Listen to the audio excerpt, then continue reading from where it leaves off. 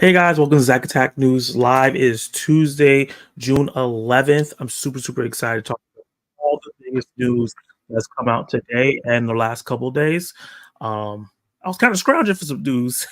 That's why it kind of took me so long because it's not a lot going crazy, but I'm definitely excited to talk to you about the box office for Bad Boys and how it's starting off the summer. We got first look at a couple different projects like the new Lord of the Rings anime film, which I did not know was going to be an anime. We got a first look at Rebel Moon, the R-rated edition, and kind of the differences between that and what we got on Netflix with the PG-13 version. We're gonna do doing buy, rent, or sale. We got a couple new trailers to look at, and one that came out today, starring Lupita Nyong'o, which I'm excited to look at as well. And a real conversation I want to have with you guys about the merger of Skydance and Paramount and what happened there, and how this type of stuff is affecting the movie business. So I'm super excited to just chat with you guys in general, and also talk to you guys about each of these topics and more. I have a poll going right now asking you guys, how are you doing? Let me know how are you doing, if you're eating anything, and what you've watched lately. And drop any questions that you have for me in general in the chat, and I'll answer them as I go. Okay, so first of all, I got 80s kids for the 90s in the chat. He said, hi, I'm Woody. Howdy. He said, hi, I'm Woody. Howdy. What's up, Zach? Happy Tuesday. I'll be back at 10:30. He's going to be back in an hour. Apparently. That is a Toy Story reference, I'm guessing. He said, hype. Thank you for being hyped for it, and I'll see you soon. Collectible Movie Man says, hey, hi, Zach. How are you doing today? I am doing good. I actually had a really good day, a really long day. That's why I'm starting later than I usually do. And the show is not going to be as put together as I would want it to be because, unfortunately, I didn't get to do all the graphics before the 9:30 came up. But I have some graphics and things for you guys. I just hope Skydance doesn't get rid of Paramount physical media. So there's going to be an interesting topic about what happened today exactly, and how that merger was going. So you might not have to be worried. I'm so excited for this Sunday. House of Dragon season 2 starts having pizza and salad. Nice, man. I thought House of Dragon started with a first episode this weekend. No, so it's coming out this weekend. I mean, last weekend, this past, it's coming out this weekend. That's really good to know because I thought I missed the first episode. I definitely want to get into that and check that out. I like House of Dragon despite me not watching, what's it called, Game of Thrones. I like the first season, so I'm excited to see what they do with the second season. Let's jump into the first topic. And this is, a big topic for me personally because Arcane, the trailer for season 2 and what is now being announced as the final season, dropped today, and it looked great. I'm a really big fan of first season. I thought the animation was revolutionary. I really love the story and the characters. The action was great. All around, one of the best animated shows that we've gotten in a long time, and it's a really great show. I've been waiting for a couple years for it to come back. Well, the studio that is behind the animation and everything with Arcane, and that just got invested by Riot Games, which owns the League of Legends IP, which is where Arcane is spinning off of, is just announced they're going to be doing their first feature film. So this is coming from Variety, and I'm not sure why this is all the way up here off the screen, but it's supposed to say via Variety. Fortiche, I'm not exactly sure if that's how you say it. I haven't heard anyone say the words yet, but Fortiche, Arcane Animation Studio Fortiche Production, preps sci-fi feature Penelope of Sparta, inspired by Greek mythology. Currently in development, Penelope of Sparta is Fortiche's first push into original feature film production. The film is being developed by the studio co-founder and Arcane producer Jerome Combs and Sylvia Marilosi, an animator on The Secret Life of Pets 2 and The Grinch. Rael Lyra is the film's art director.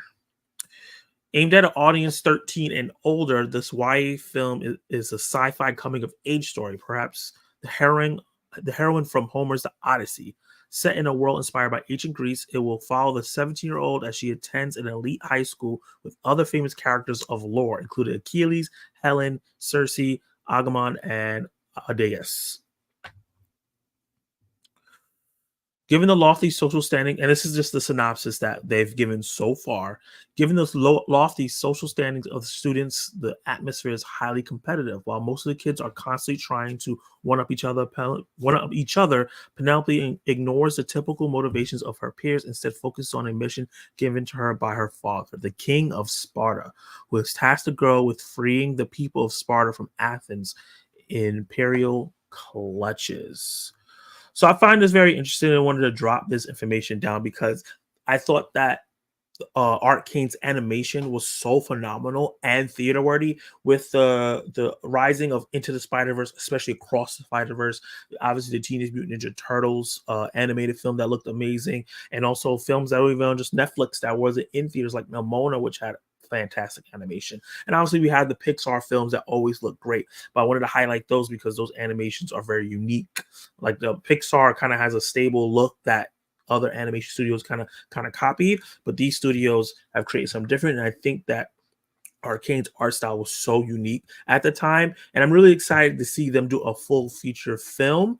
And I think with it being YA, it will be more accessible across the board. Younger people will be able to get into it, and then also people my age or and younger or even older can get into it because the coming of the age story, everyone can relate to something like that. And mixing it with Greek mythology, kind of bringing a sci-fi at a world and mixing in the Greek mythology, bringing it to the future. I think that would be really, really interesting to watch with some amazing animation. And it looks like it's going to have a lead of color, which is really, really dope. I'm super excited to see what they do with this, especially with their work on Arcane and how great the writing on that show is. I'm hoping they bring that great writing over to this movie. So, guys, are you a fan of Arcane and the animation style? Are you excited for this that same studio that made that amazing show to now do a full feature length film? Drop all your comments down below and let me know how you feel about this film. And let me check out what the live chat has to say.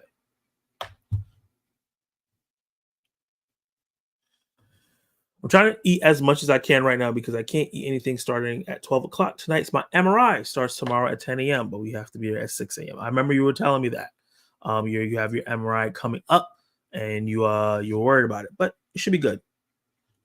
I had a Chinese dinner, shrimp, egg foo young, and then I had crab rangoon. And right now I'm having a bagel. Probably gonna have a bowl of cereal too. Woo! You having a big, big, big meal tonight? you, got a lot of food. Hi, Zach, and everyone. Oofda! I love saying your name. How you doing, man? Welcome to the live stream, man. How you doing? I haven't seen Arcane, but it looks interesting. You definitely should check it out. T. It's such a really good show. Season 2 is coming out in August or September, I believe.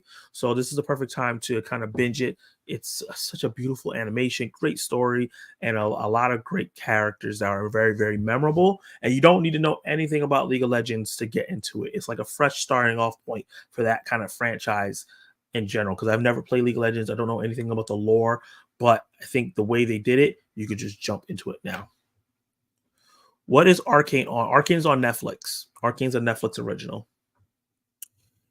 It's really hot, but I'm good other than that. Oh man, yeah, it's been pretty hot in New York. The weather's been going up and down. It was like blazing hot in the morning, and then towards the afternoon when I was coming on my way home, it got real windy.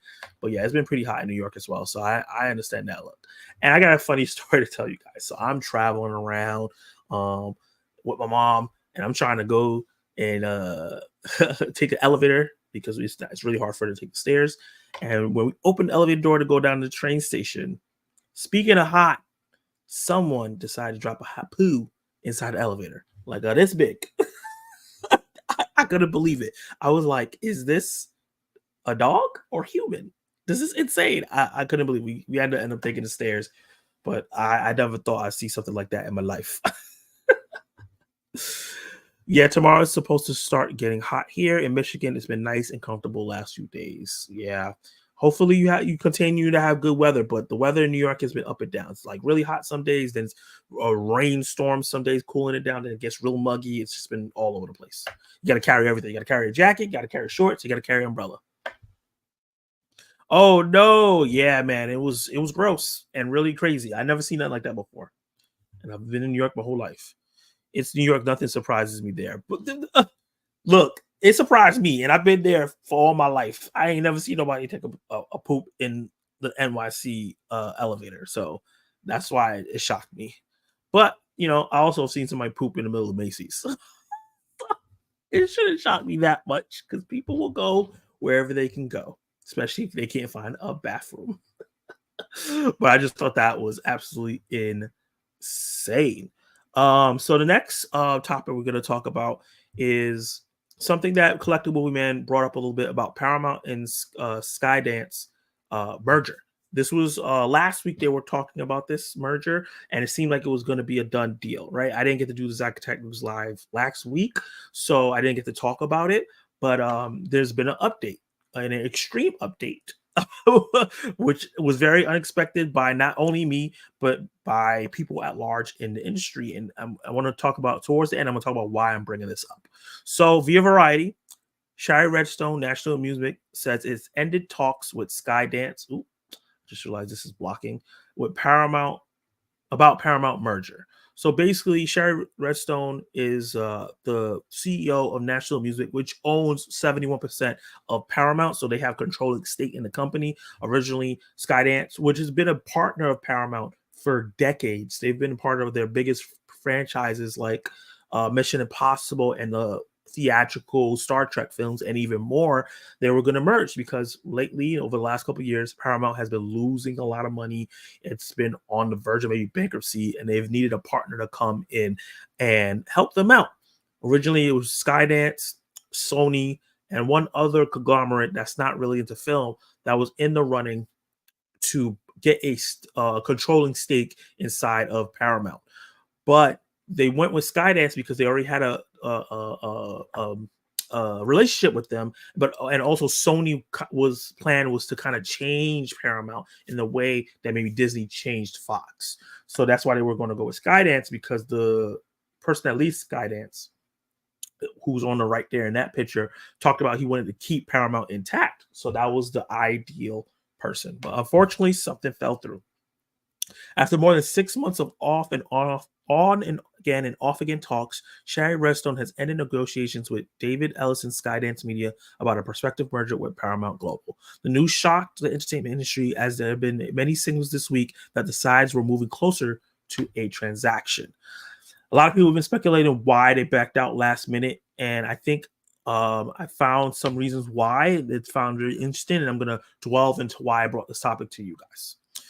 Aaron Lumley, media analyst with Third Bridge Research, speculated the promise of legal fights with other shareholders may have been too daunting for Redstone to take the plunge with Skydance. Its Skydance deal with Paramount raised a few eyebrows from the get-go. Lumley said in a note published Tuesday, as it become increasingly clear that Skydance intended to sell off assets following the merger. So they're going to come in, take a lot of the controlling stake in the company, and then sell off assets, meaning like anything that they own. They were going to sell some stuff to kind of kill the debt that Paramount is in. Seems like Shari Redstone wanted a greater say over the ultimate home of pieces of her media empire. Additionally, the convoluted nature of the proposed merger might have led to legal challenges from common shareholders and threatened viability. So it seemed like it was a matter of the fact that the people who I just realized I didn't take this off. There we go. You can see my beautiful face. So the fact of the matter looks like this fell through because Skydance was going to come in and start selling stuff off. And the reason why I thought this was important, because the initial talks here was to keep Paramount's legacy intact. Paramount's been around for over 50, maybe 100 years by now. I think it's had its 100-year anniversary. I think I've seen that logo, just like kind of like Fox was getting to that point. Disney's been around, Warner Brothers, Universal, all these companies that we grew up around. And I think that this is an interesting conversation. I can see why they didn't do it, because if you look at what happened when Disney bought Fox, they kind of erased Fox legacy, right? Like people like me, people like a lot of people in my audience, a lot of people who grew up with the Fox films, Fox News, and Fox TV, like kid animation, will remember them. But in a couple of decades, people are not going to remember Fox at all, because Disney owns all the properties that they ushered in. A Predator, a Terminator, a Prey, Alien, and things that doesn't fit the Disney brand. they are remodeling these things in a way where it feels like it's part of Disney's legacy when it's really not. They acquired it by buying the studio, so now Fox is gone. In the same way, when Zaslav bought Warner Brothers and merged Warner Brothers and Discovery, he's kind of restructuring, changing a lot of the legacy of Warner Brothers. And I think that that was scary because they started selling off a lot of their properties, cutting a lot of their properties, which Warner Brothers would never do. You know, we got the Batgirl situation now. After seeing Bad Boys Ride or Die, I really want the Batgirl cut to come out because it couldn't have been that bad. These directors are really, really good. And we also are getting another film, I think, the Acme film they're cutting. So these are for costs. These are things that the old Warner Brothers regime, no matter how much they messed up, wouldn't do. They'll find a way to put out the project because they respected the creators. And now that brand that Warner Brothers had in terms of respecting creators and creating mature content for adults is starting to be diluted because Zaslav is trying to use Discovery tactics with reality television and things like that to bolster Warner Brothers. So I feel like with them backing out of this, I do worry about the future of Paramount and where it's going to be in a couple years.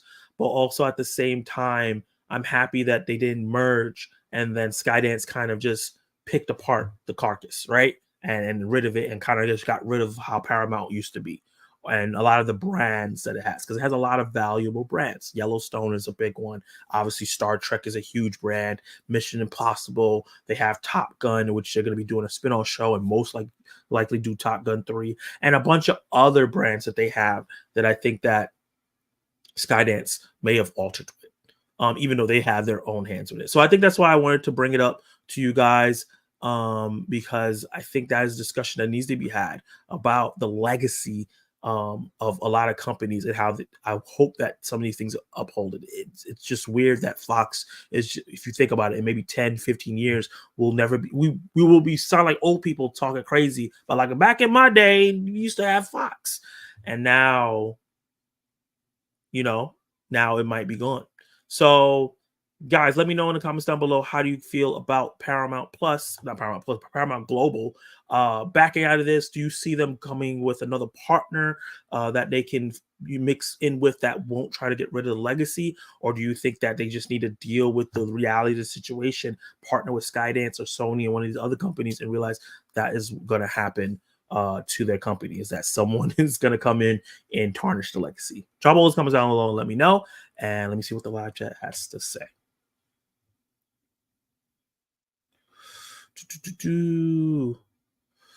Still slick out here, but I'm in this, John. Still sick out here, but I'm still in. I appreciate you being here, beloved friend and channel member and mod of the chat, Kenny Sparkston Jr. I appreciate you. I hope Paramount Plus doesn't get shut down because I really like some of the Paramount Plus shows. There's a show Jeremy Renner and so that's just Stallone. Yeah, Jeremy Renner has Mary of Kingstown on there, which I heard was a great show, and Sylvester Stallone has Tulsa King on that platform, and I think he also has a reality TV show on that platform. Yeah, Paramount Plus has some really strong shows, but I like more than their shows. I'm talking about like just the legacy of the company itself, you know. Yeah, I'm so mad. I'm having such a hard time to find the original complete series X-Files on DVD. It goes for almost $400, and the Blu-ray set goes for almost $600. Yeah, dude. At that point, you just gotta stream it because there's no set that's gonna be really worth, unless you're gonna buy it and then flip it. It doesn't make any sense to buy it, you know. Hey, Cal Daily, welcome to the live stream, my guy. I appreciate you being here, my why brother and sisters. I guess he meant my brothers and sisters. Cal Daily's the king of typos, but love him nonetheless. Woo, that episode was amazing. I'm guessing you're talking about the Acolyte. What did I miss, Mr. Attacks? We talked about what did we talk about? We talked about something, different things. We talked about the people who made Arcane making a feature film, and we just talked about the Paramount and Skydance merger falling apart. I didn't know much about what was happening with that, so that's thanks for explaining it. No problem, man. That's what I'm here for, to help you guys out, so you guys get the proper news. Because a lot of people like to spread fake news, and that's not what we're gonna get with Zack Attack news. $600 for X-Files? Yikes! Yeah, that's way too much. I can't do that. Most I'll spend on like a series of a show, it's like $200. I'm not spending $600 on that. Not meant hey, not why. Sorry, meant hey, not why. Yeah, I got what you meant. Mr. Tax is crazy. Well, they don't know my real name, so that's my name here. Arcane was mid, not for me. Interesting. Okay, that's rare. I never really seen anybody say Arcane was mid, but not everything's for everyone. I thought it was amazing, but I get it. I was very lucky I was able to find one of my old TV shows because each season was going for $50 a piece. I got most of them for like $4 or $5. That's great, man. If you're ever in a pinch, you can sell them. He said for the DVDs. He said for the DVDs. X-File DVDs, not Blu-rays, DVDs. It's crazy. $200 is reasonable for a whole series of a show. Like I want to get Smallville on Blu-ray. I have it on, I think, tape right now. I think my brother gave it to me on tape, like VHS.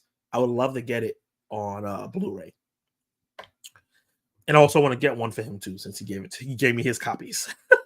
But yeah, $200 is pretty reasonable for a whole series, especially if it's on Blu-ray, especially if it's like 11 years. Smallville was like 10, 11 years of a series, so $200 is not that bad. But yeah, $600 is crazy. I love Arcane. I love Arcane too. It's such a phenomenal show. I'm kind of sad that season 2 is the last season. I know like shows need to know when to end, but it kind of sucks that this is going to be the final season. How much do new VHS players go for? Probably about $150, $200. If you want a really, really high brand one, $300 will probably run you. Not too crazy. Bro, they cost less in single form. Probably. You probably could just buy each of them in single form and just keep buying them until you can find all of them instead of spending that much, because that's insane. 10 years, you can find it around 60 plus sometimes. That's true. If you wait, you could find it cheaper. Getting into the next topic. There's been a lot of talk about the cameos in Deadpool and Wolverine, the new MCU film that's coming up, the new multiverse extravaganza that's coming up very, very soon. And recently they had a TV spot where they teased what it looked like female legs walking in like Deadpool kind of clothing. And a lot of people have been talking about in the rumors of Lady Deadpool debuting in the MCU in this multiverse movie, and this would be the perfect opportunity for Marvel to do that, with this being a Deadpool movie, also tackling the multiverse. They clearly are going to be jumping from multiverse to multiverse, and Lady Deadpool being a Deadpool in one of those universes would be a really fun time. A lot of people have been wondering if Taylor Swift was going to be a part of this franchise, come into the MCU as a character like Dazzler, one of the mutants that would fit her expertise as a singer, dancer, performer. But a lot of people also said there's a possibility that she could play Lady Deadpool. Well, recently Entertainment Weekly confirmed that Taylor Swift is not going to be inside of Deadpool and Wolverine. Their sources have said that. So a lot of people are kind of trying to figure out who Lady Deadpool could be, who could play this character. So I have 5 people who I think could play Lady Deadpool if she's in this film. Most likely, knowing Ryan Reynolds, she will, because he likes to use the comic as much as he can in his own way. So I'm going to go from like not the most likely, but the most exciting. So 5 is the least exciting. Number 1 would be the most exciting, even though my 5th pick I think makes the most sense. So the 5th pick I have is Morena Baccarin. The first 2 Deadpool movies did not use, or I should say, first movies did Morena Baccarin a disservice, because she's a wonderful actress. Ignoring Vanessa's comic book history as copycat, sorry that is cut off a little bit, to make her a little more than a love interest to Wade Wilson, because the character in the comics is way more than what they've done in the first 2 Deadpools. This would make a really fun moment between the two and give Baccarin a role in the threequel she can really sink her teeth into, even if it's only for a scene or two. From a narrative standpoint, we would also argue that this makes the most sense. So I think Morena Baccarin being Lady Deadpool, like this, I got put in there, is narratively would make the most sense with her being in love with him. Maybe there's a narrative thing here where he needs. He feels like he said something about he's gonna lose his family. So there's something that could be going on with them too. For him to see a version of her as Deadpool and maybe have a conversation, I think would be really, really interesting and something very, very fun that could happen. I think that's the obvious choice. I think that is the most biggest choice that you have in terms of the plot. But for me, that seems like the kind of the most boring choice and not the most fun choice. Not the choice that's going to get you the pop, right? One choice, which will be my number four choice, may not be able to get the biggest pop, but could bring some of the youth into this with the word of mouth. And I think that could be really, really fun is Bella Thorne. Bella Thorne has long said she would like to play Lady Deadpool on the big screen, and that wish can finally become reality when Deadpool will release in theaters next month. For me, her performances in off the wall dark comedies like You Get Me, The Babysitter, Assassination Nation could provide a role to her matching Ryan Reynolds. She has shown the ability to play wacky characters on some of these lower budget films. I think that she has a sexiness and a swagger that Lady Deadpool has in the comics, and then we've seen maybe in animation. And I think it would be give a chance for someone that's younger. I think it will give a chance for someone that's not that has some star power, has a following, is in the fashions industry and things like that. So you could do some cross matching merchandise and stuff like that, and bring those fans in as well. Maybe on a lower tier than Taylor Swift, a lot lower tier to Taylor Swift, but she does have a fan base, and I think it would be really, really fun. I think she could match Ryan Reynolds in more of a deadpan humor kind of thing, because that's kind of her thing. She's not as charismatic as Ryan Reynolds, but if she's like a more of a deadpan funny, I think that dynamic could be really fun with him. Like, what's wrong with you? Smile or something like that. So I think Bella Thorne would be a really, really solid pick if they decide to go with that, especially since she's been lobbying for the role. Another one that I think is kind of left field, but a possibility because of rumors, is Jennifer Garner. So one of the few confirmed cameos for Deadpool Wolverine is Jennifer Garner, who will be reprising her role as Elektra. However, Garner has gone on record saying she has no confirmation about returning as the character, and she's confirmed this maybe multiple times in interviews, on video, and in text. On wax, she has said that. This maybe is a fake out, or maybe she's actually going to be Lady Deadpool instead, which would lead to a big surprise for casual and hardcore fans alike. Why I kind of like this choice is because if you're going to bring Elektra, for me, I think you have to bring in Ben Affleck's Daredevil for the fully make sense. The Elektra movie was one of the worst comic book movies of all time. So for them to bring that character and not bring in a Daredevil with that character, I think that would be kind of silly.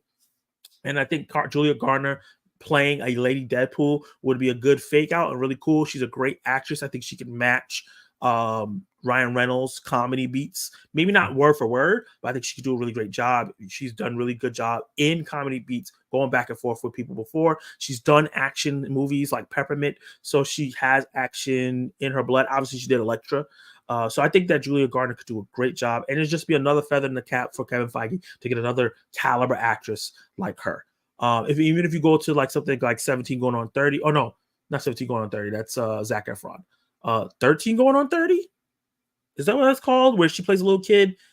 She knows how to get into the comedy bag, and I think she could do a really, really good job. And I think it would be a better fit than bringing in Elektra, which is not a character that casual fans or like even hardcore fans, especially with that movie, would want to see. My second pick that I have for Lady Deadpool would be, and I know I just said in the beginning that she's probably not going to be in it, but I just have a feeling with all the talk.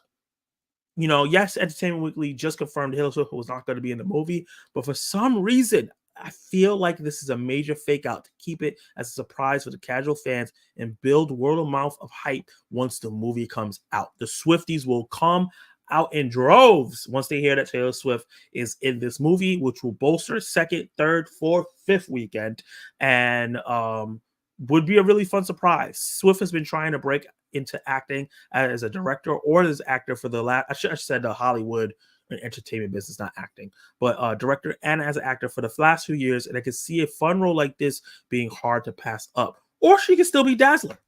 There's a possibility that she could come in as Dazzler. They've done this before where they say, oh no, this person's not in it. And then later on, you'll see merchandising, you'll see the person come up in the film and things like that. They've done it with Star Wars, they've done it with the MCU, they've done it with other projects before, and I can definitely see Taylor Swift coming as Daily Deadpool. I think it will cause a guttural response from a lot of people, some cheering, some people moaning, but it's an opportunity for her that if she nails it, will make her instantly break into film. I think people want to cast her in roles, and it might give her a life beyond music. But the number one pick that I have, and I think is the most likely, I feel like this is the most, other than Monica Barasin, which I feel like out of all these choices, probably is what's going to happen. What I think is the most likely, though, and I think that would be really fun, is Blake Lively. Lady Deadpool being played by Reynolds' real life wife has the makings of a scene-stealing meta gag, and Lively would be a perfect fit for the role. She matches Reynolds' tongue and cheek. I think I spelled tongue right. Tongue and cheek humor in real life and could create hilarious moments in the film. They met on the set of Green Lantern, and just think of how much fun they could have with that. All the jokes, all the fourth wall breaking, everything they can do. Blake Lively is an actress that does a lot of indie films, a lot of small films. She's not casted in a bunch of things. It just makes sense for Ryan Reynolds to take the opportunity to bring her in. I think her removing her helmet and showing her face, or they get into a fight and it breaks and you see Blake Lively, will cause a pop in the crowd. And I think their interactions could be really, really fun. And I think it could create a really great meta gag in the movie that will be very, very memorable. And maybe these two can go on past this film as a duo. That would be really, really fun too. So those are my 5 choices that I have right now that could possibly playing Lady Deadpool, or Lady Pool if she debuts in Deadpool and Wolverine. Let me know all the choices that you have down below in the comments, and let me know how you feel about this. And like the video, subscribe, and stay tuned. If you're in the live chat, I'm gonna see what you got to say right now.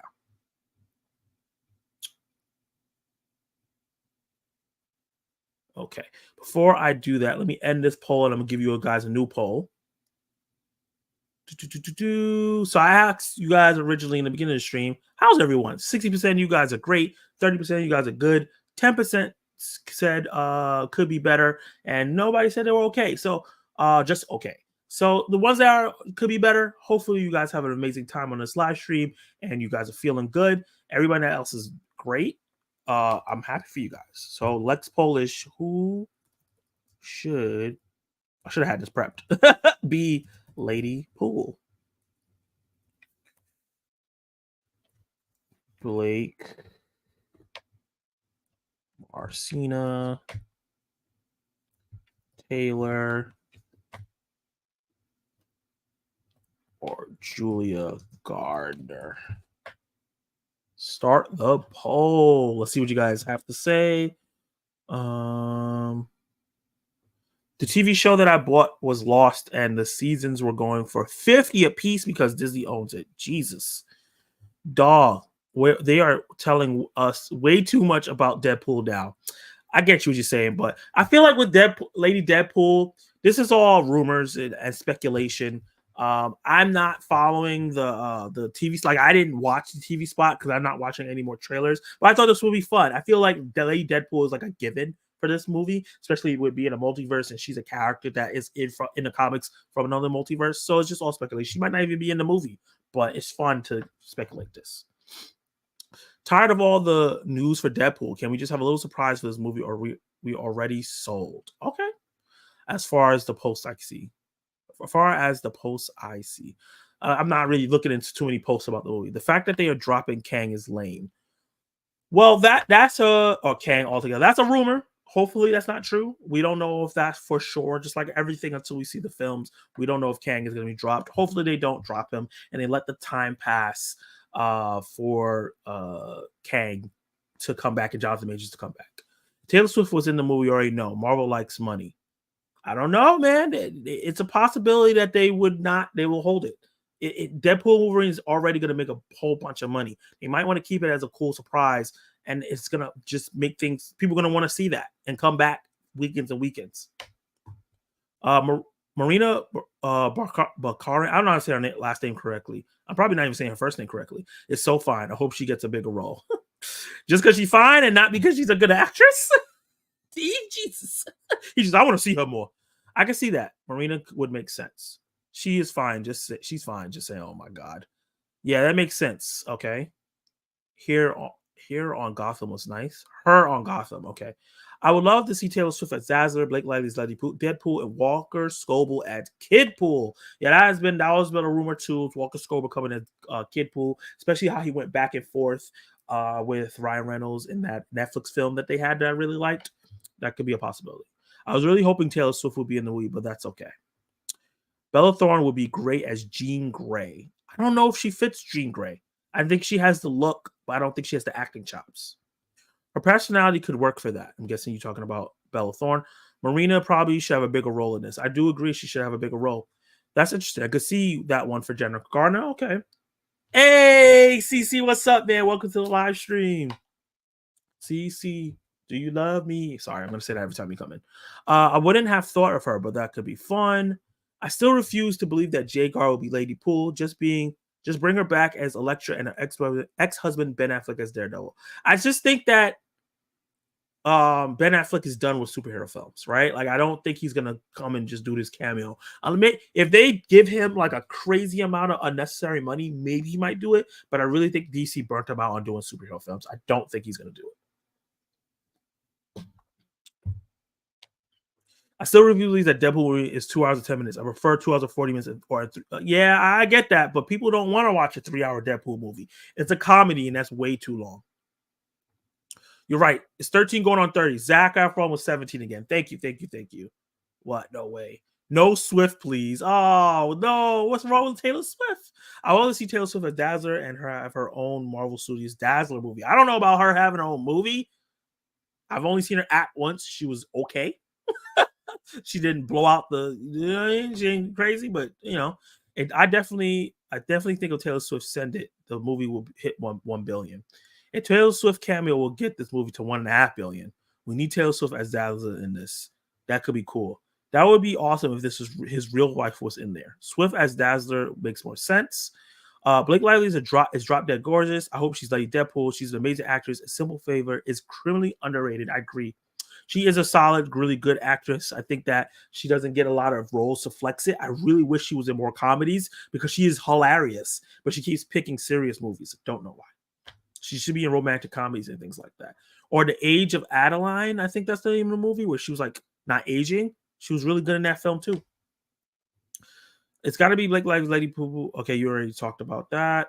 Oh yeah, Blake Lively would be dope, especially with the fact they both started Green Lantern. They should totally do that. I think Kristen Ritter would be great. Ooh, that's a really, really great choice for her to be Lady Deadpool. I think she could kill it with her deadpan humor and delivery. I just find that like Deadpool should have like an opposite delivery and jokes than regular Deadpool. I think that would create a really great dynamic. That would be really, really fun. Kristen Ritter would be really good. And then you could still use her as Jessica Jones later because that's just a multiverse version that we probably won't see again for a long time. I also hope if the original cast members of X-Men appears, Patrick Stewart, James McAvoy, Ian McKellen, Michael Fassbender, Jennifer Lawrence, Michael Holt, Halle Berry, and James Marsden. There's a rumor that a lot of them are going to come back. Jennifer Garner. You're rooting for Jennifer Garner. I had a community post earlier asking who their favorite Autobot. Nobody voted for poor Ratchet. Oh, poor Ratchet. Poor Ratchet. I'll vote for him. I'll go vote for him soon. Give him some love. Taylor Swift, Moreno, and Blake Lively. Those are your top 3 choices. Nice. Also, we would like to see Daphne Keane as Laura. I would love for her to come back, but she also confirmed that she not in the movie, unfortunately. I think that's more definite because they don't want to mess with the Logan timeline. They're saying this happens before Logan. So I think they don't want to mess with that. So it makes sense that she's not going to be in it. Yeah, Age of Adeline is such a dope movie. Yep. True that some people don't want to watch 3-hour movies, even though Avengers Endgame was 3 hours long and it was totally worth it. Yeah, but Avengers Endgame was the culmination of decades worth of storytelling and it just came off of Infinity War, which had one of the biggest cliffhanger in cinema history. So that's why people were like okay with that. But there's people who complain saying Endgame is too long. So not everybody loved it. I loved it. That's one of my favorite MCU films. Top 5 favorite MCU films. So I personally like it. I don't mind a 3-hour runtime if the storyline it's worth it, but the most audiences don't want to see a 3 hour Deadpool movie. 3 hour comedies are not it, unfortunately. Moving into the next topic. So Rebel Moon, a very controversial film from Zack Snyder on Netflix. We got the PG-13 cuts on Netflix. We got part one last year, part two this year, and for the most part, when it's critically and audience-wise, they've been torn apart. People have not been liking these films at all. Unfortunately, including me, the first part was in my top 10 most disappointing movies of 2023. The second part is probably going to be in my worst movies of 2023 list by the end of the year because it's just not a good movie. And Zack Snyder is one of my favorite directors of all time. So it's very, very disappointing. There's been a lot of discussion about Rebel Moon Part 1 and 2 and why these were cut down to these PG-13 soulless husks. And Zack Snyder even has come out and said that he wasn't sure why Netflix decided to do this since he had control. He gave them the whole cut, so he didn't understand why they did the PG-13 one. A lot of discussion has been talked about if the director's 3 hour R-rated, more mature, more content cut will come out. If it's going to come out, if it's not going to come out, well, there's been confirmation finally if it's going to come out, and we have the first couple looks at the film right now. So this is the first still from the movie. One of my favorite characters from the movie, even though we didn't get that much, and hopefully we do get more of him. Both Rebel Moon Chapter 1, Chalice of Blood, and Chapter 2, Curse of Forgiveness, will be available on streaming on Netflix from August 2nd. Stream on Netflix from August 2nd. So not only are they going to be R-rated, not only going to be 3 hours, but they have new names. Chalice of Blood instead of Scargiver, and Curse of Forgiveness instead of... I forgot what the first one was called. But they have new names now to differentiate them. They're each about an hour longer than the originals. The PG-13 versions, the Watchmen director revealed in a recent interview. So it'll be nice to see the 6 hours together. You could take a break, of course. It's more maybe immersive experience. I'm interested for people to see it that way. It's very adult. It's very R-rated. This is what Zack Snyder had to say about these new 3 hour cuts. Despite a critical mauling, the original Rebel Moon films were a big hits for Netflix. Don't be surprised if we get a third movie if it's announced down the line. After all, Snyder has already revealed that he has plans for potential 6 movies. Right? So despite the critical mauling, and I know people who like them, friend of the channel, DJ Family of Nerds, loves these movies.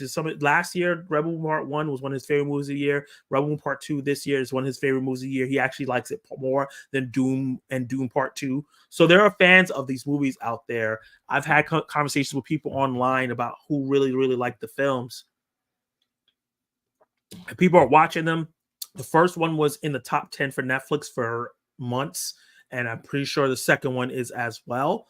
And it's very, very interesting how divisive the internet is versus the actual success of the film. So I'm really, really interested to see if this 3 hour R-rated, more mature, more content cut helps, because these 3 scenes are very different. We didn't get that much of the king, so I'm interested to see if we get backstory of the king and why everything was the way it was. This scene right here on the right with the celestial looking being, we never got anything looking like that in the film. So I'm very interested to see what difference it makes there. And obviously I showed this scene before with him at the gun. I'm very interested to see if they expand on this character because I thought he was great. Rebel Moon, like I said, is very disappointing. I thought the trailers were awesome when I first saw them. I was super hyped. Then I went into the movie and it was boring. It was soulless. It was unoriginal. And I just did not care about anything. You could feel Netflix cutting out pieces of this film. It felt incomplete. So I'm kind of excited to see how these new cuts are put together and how they work. Let me know in the comments down below how excited you are for Rebel Moon Part 1 and 2, the Zack Snyder cut, basically, and the original vision for the film and how he wanted it to be. Not sure why Netflix decided to try to recreate the Snyder cut movement here. It obviously didn't work, but let's see how these new films fare. Hopefully they're much better. Let me know in the comments down below. Like the video, subscribe, and hit the notification bell. If you're live, stick around. Okay, so let me do a new poll. I'm going to end the poll about Lady Deadpool. So who should be Lady Deadpool 66% of you guys said Blake Lively. 16% said Marcina. 16% said Taylor Swift, and nobody voted for Julia Gardner, which that's fair. Are you excited for Rebel Moon R-rated cut? Yes, no. Let's see. Trailer.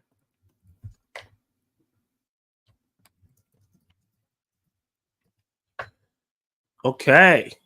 New poll is up. Let me see what you guys have. I already know that the reaction is going to be crazy. Avengers was tying together 30 plus characters, so 3 hours was needed. I agree. Guardians of the Galaxy Volume 3 was 2 hours and 30 minutes, and it has some comedy and some emotional scenes from the film. Yeah, but Guardians of the Galaxy Volume 3 is not a comedy film. Like Deadpool is more of a comedy film than Guardians of the Galaxy. Guardians of the Galaxy is more of a dramedy. There's more emotional beats. Deadpool 1 and 2 doesn't really have that many strong emotional beats. It's more funny action. Boo! Rebel Moon, boo! Hold on. This is how Kenny feels about Rebel Moon director's cut. It's trash. That's how he feels. The fact that a deluxe class transformer is labeled under Voyager class and it's $35 actually ridiculous. Also, it's cheaper plastic. I missed the gold days of 2009. Not sure what you're talking about there, 80s kid, but that is still a lot of money. What in the world? Talk of a third Rebel Moon movie? CC's like, what? What for 6? He says 6 is insane. I'm interested in the mature version. I really hope I like it because I wasn't feeling what came out before. I agree. I was so disappointed. And the second one was even worse than the first one. Because at least I was like, oh, maybe it could get better as it's going. But I knew going into the second one that it wasn't going to be. And it was like all the things that people complain about Zack Snyder was in that second film times 10. That slow-mo was crazy. I will definitely watch more mature version of Rebel Moon. I just wish they would put the director's cut of Napoleon on Apple TV Plus. Actually, didn't find that movie that bad. Unfortunately, the director's cut for Apple TV Plus, I think I saw a couple weeks ago, months ago, that it got canceled. They're not doing that anymore because the people didn't really go see Napoleon theaters like that, and it didn't really do great on streaming when it got to Apple TV Plus. So I don't think they feel the need to do the director's cut because they feel like they're going to put it on there. You spend the money to put it on there, and then the movie might, nobody might watch it. So no sleep till bum Brooklyn. I'm not sure what that is either. That's exactly how I feel. I know that's exactly how you feel, man. I get it. Because yeah. So these next couple things I'm going to talk about, unfortunately, I didn't have time like I usually do to make graphics for everything. So I'm going to have to do it the old school way. Let's see. And that's going to be talking about the new Lord of the Rings film that's going to be coming out very, very soon. Let me zoom in for you guys so you can see it. Of course, as soon as I zoom in, an ad comes out. So this is coming from Entertainment Weekly. There was a festival where they were showing different movies and things like that. And the new Lord of the Rings prequel film was shown in terms of how it looks and everything like that. So the very first film adaptations of Lord of the Rings were animated, which I didn't know. I didn't know the first adaptations of Lord of the Rings were animated. But now the next one will be as well. The recently announced live action projects are still a long way off. But Lord of the Rings, The War of Rohirrim, I'm not sure if I said that name correctly. Sorry if I didn't, is coming this year. Directed by Kenji Kamiyama, who did Blade Runner Black Lotus. If you saw Blade Runner Black Lotus, was that good? Should we be hyped for that? The new anime, which is going to be in anime form, which I find it very, very interesting. They're going to be releasing this animated Lord of the Rings anime in theaters. The new anime film tells the story of Helm Hammerhand, the ancient king of Rohan, after whom the fortress of Helm's Deep is named after. Of course, Rohirrim will look very different from Ralph Bakski's Lord of the Rings released in 1978. This is anime and producer Philip Boyens, who, along with Peter Jackson and Frank Roche, co-wrote the screenplays for the Lord of the Rings films, immediately saw potential putting the story in this format. When they suggested anime, that's when my brain really started whirling. Immediately, the idea of telling a story came to me. They had a number of different ones they were going to pitch to me, but I was quite bossy, and I was like, no, I know exactly what this needs. I immediately felt that it would work for anime because it's so character based and also contained within its own world. It speaks to certain things that work really well with Japanese storytelling. And that is the image of one of the protagonists of this film. The character going to be named Hera, voiced by Gaia Wise. The story of Helm Hammerhand, the King of Rohan, voiced by Brian Cox in the film, is told briefly in J.R. Tolkien's appendices to Lord of the Rings. The epic details exciting Kamiya to take the challenge of adapting it into a feature-length film.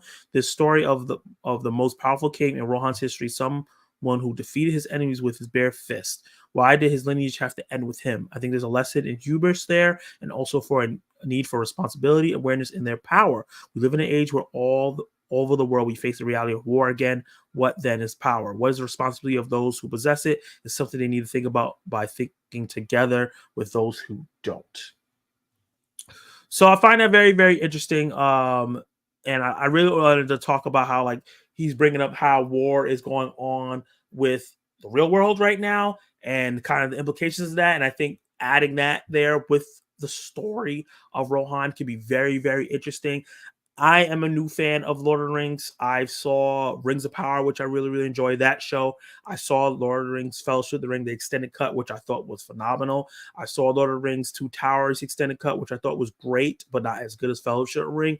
And I still haven't watched Return of the King, and that's been an ongoing joke on YouTube movie community, apparently, because people are talking about it even when I'm not around, which, eventually I'll check out that film and give you guys my review, because I want to get back to my throwback reviews. But I'm really excited for them to continue the Lord of the Rings fare. I think that they could do a good job of maybe not annualizing Lord of the Rings, like kind of like what they were doing with Star Wars, and maybe doing one every couple of years. So we get this animated one now, and then they do the Gollum film in a couple of years. I think that's for 2026. And then if the animated movie does well, then maybe, in a couple of years we get a sequel to it.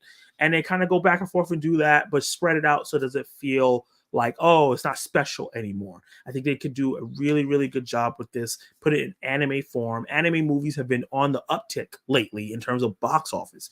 Demon Slayer, the first Dunk, which was an anime movie that came out last year that did really, really well, and got rave reviews. Spy X Family, my Hero films have done really well. So there's been some anime films that have done really, really well. Boy and Heron and Ghibli always does well. And I think that Lord of the Rings, with the namesake and adding anime, you can bring the anime people in there. You can bring the Lord of the Rings people in there and create a happy marriage. I think the first look here was okay. Like, it wasn't anything too crazy. Hold on. I just realized I didn't show you guys something. This is going to be the villain of the anime as well. This is him right here. Kind of just, typical anime villain look. His name is Wolf, voiced by Luke Pasqualino. Oof. Hera might have her match, though, in the film's antagonist. Wolf, voiced by Luke, said his name wrong, is leading armies of Donlendings against Helm's kingdom. We have an exceptionally great antagonist in this story. He's been one of my favorite antagonists I've written across all the films I've worked on. And he's worked on the original Lord of the Rings. Wolf's strength as a character, according to Boyens, is precisely the fact that he's not an evil wizard or a dark lord like more famous villains of Lord of the Rings. He's just human. And in some ways, that makes him even more dangerous. He speaks directly to a lot of the cries that we're facing today. He's really fascinating character and exciting, too. You don't know what he's going to do. And some of the choices that he makes are just breathtaking in a good way. That makes me really, really excited. It sounds like he's going to be creating a villain that you understand his motivations. He's just going about it the wrong way, which is some of the coolest villains that we can get. And I love the whole like breathtaking. It's going to be a breathtaking experience. So let me know in the comments down below. Are you excited for this new Lord of the Rings film, War of Rohirrim? Someone tell me how to pronounce that. Are you excited to check out some new Lord of the Rings content that's going to be animation? And are you feeling this like resurgence of Lord of the Rings content? Drop it in the comments down below how you feel. Like, subscribe, and hit the notification button to be notified my reviews, reactions, live discussions, and stick around in the live chat if you're here, and we'll see what you got to say.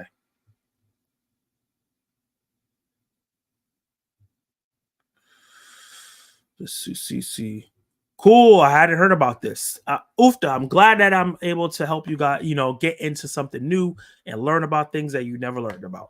That's why I love the Zack Attack News. First of all, let me end this poll that I just did. So I can start a new poll. Are you excited for Rebel Moon R-rated cut? 33%. I expected to said no. 60% said yes. So some people in the live chat are excited to see the mature cut. Excited for new Lord of the Rings anime.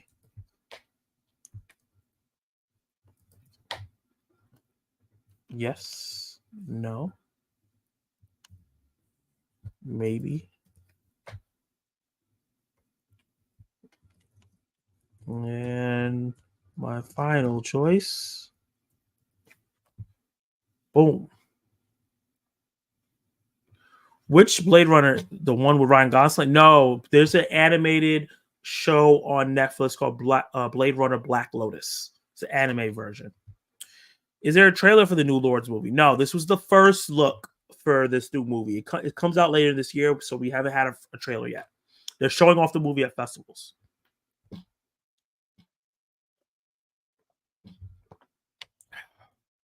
I'm saying how today a 7-inch transformer, which used to cost $10, now it's cost $35. Okay. Deluxe class, 6-7-inch toys. We're the smallest. Voyage class, where minimum size 8 to 9 inches used to be cost 25 to 30. Yeah, everything is gonna go up, man.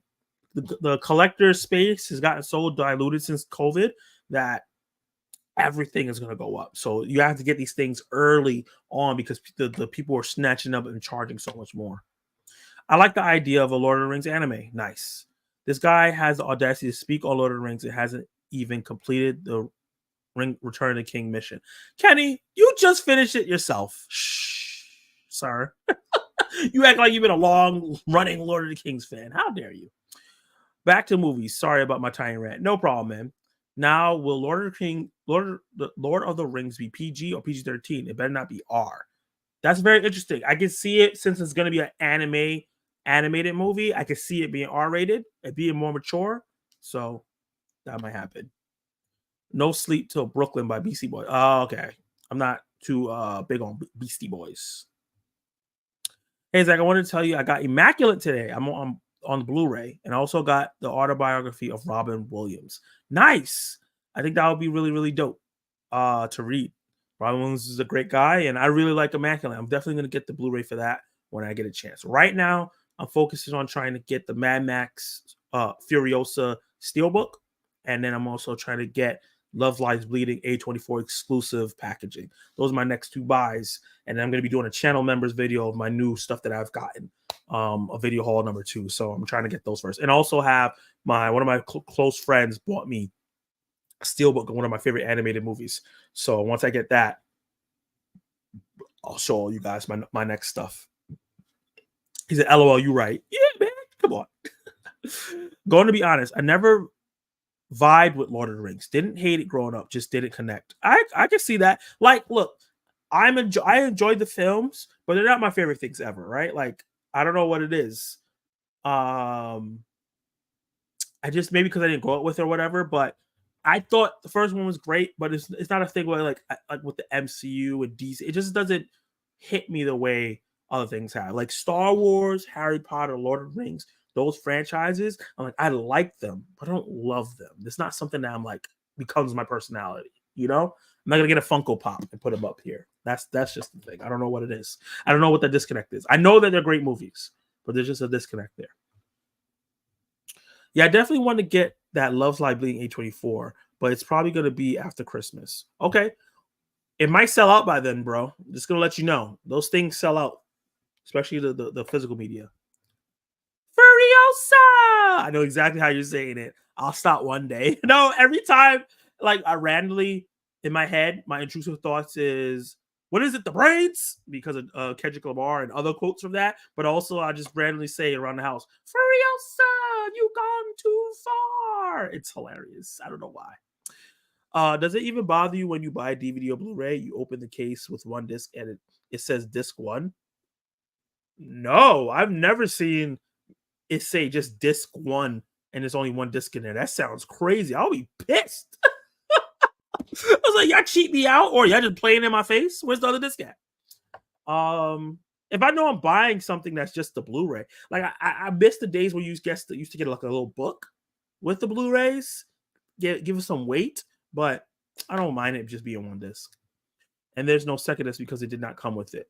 Oh, so wait, there was supposed to be a second disc, but it's missing? Holy crap, I would be mad. That's never happened to me. But I would be pissed. Oof does laughing at something, not too sure what, but I'm glad that you find me funny. So the next topic coming up is one of my favorite, and I know it's one of your favorites, and that is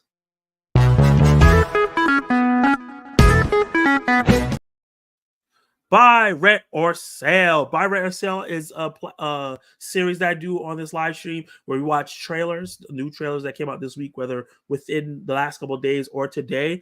And we say if we're going to buy, which being like, I'm going to go watch this in theaters or streaming, depending on if it's a streaming exclusive or it's going to be in theaters.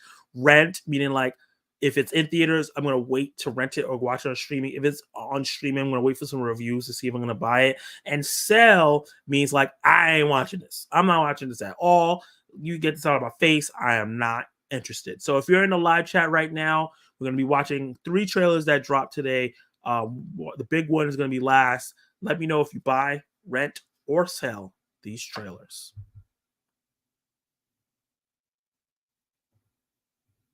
There we go. I close that. So the first one is a film that was recently at a festival, had some buzz around it, and BET picked it up. And now it's going to be streamed very soon on their BET Plus platform called Young, Wild, and Free. I don't have BET Plus, but I think you get it when you have like Paramount. So I'll be able to watch this because it will be on Paramount Plus. But yeah, I've heard really good news about this all year. I'm excited to finally see the first trailer and see what it has to say. Let's see. So it's gonna be my reaction to Young.Wild.Free. I gotta let you go. Man, I need this job. Tell you what, why don't you keep the visor for the memories? Apparently, you all are behind on your property taxes. What? Wonder how we gonna pay these back taxes. I ain't gonna lose this house. I've seen this actor from somewhere. Oh my god. What the hell? Oh! All right. I'm gonna get the money. Is something funny? Yeah. The universe. You're funny too, Brandon. What the hell? What just happened? I never seen nothing like that in my life. Do I have to have a reason? We should go on a real date. Last time I saw you had a gun pointed to my head. Oh. It happened. I gave you a story. He knows who that Life is. ain't a movie. I got real life people who depend on me. You ain't her daddy. They kids, man. Stay away from me. Have you ever done anything that you just wanted to do? Hey. Oh, what the heck? That's just crazy. Here, you try. Trust me. It feels great. You can do whatever you want. Hey! I brought you out of the darkness. You with that girl again last night, weren't you? Man, she's trouble. Okay, I know some of these actors from like out, Netflix. right? Oh, shoot. Well, this is your best option. Oh boy. Algie Smith. Okay, yeah, Capri and her. Nah, Lathan. Oh, that's the book? I didn't realize that was her. Don't worry about it. Them wigs are crazy she wearing. I'm happy you found me. This was meant to be. Okay. That actually looks better than I expected, and actually has some actors that I like.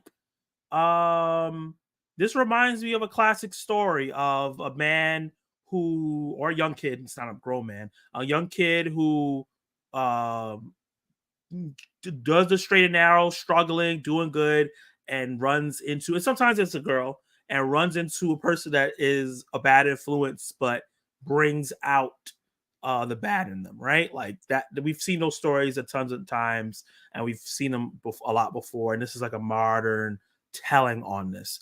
I'm definitely interested in it. There is a cheap feeling to the trailer. Unfortunately, it does feel like a little cheap, and it is a BT Plus film, but they acquired it, so it was made before they got to BT Plus.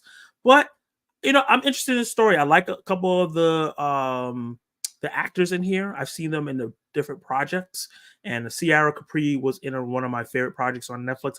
I'm forgetting the name right now, but she was really great in that, and excited to see her in something else. And yeah, it looks like it could be really, really interesting. I just don't know if it's gonna be like really terrible. It looks like it could be really, really terrible or solid. It has Mike Epps in there, has Sanaa Lathan. These are really good actors and actresses. So I'm really, really hoping this is a strong film. I'm not expecting it to be my top 10 favorite movies of the year, but I'm expecting it to be a good movie, a good time. How do you guys feel about Young, Wild, and Free? I'm already seeing some comments here. So yeah, let's see. Pass. Damn. Okay. 80s Kid is like a big pass for him. He's not interested. He said, them bad influences, man. Yeah. He thinks the trailer looks terrible. Okay. I'm interested. Rent. Yeah, I'm interested as well. I'm definitely going to check out some reviews. I think there's some early reviews for this film because it was along the festival circuit. So I'm going to check out some reviews and I'll check it out maybe. The movie might be interesting, but the trailer almost lost me. Okay, what about the trailer lost you, T? What was it? Definitely bad influence. Yeah, definitely a bad influence, but it happens. It's a real life thing. Have you ever done anything that you just wanted to do? I feel like out of context when you say it like that, it sounds terrible, but I get what she means.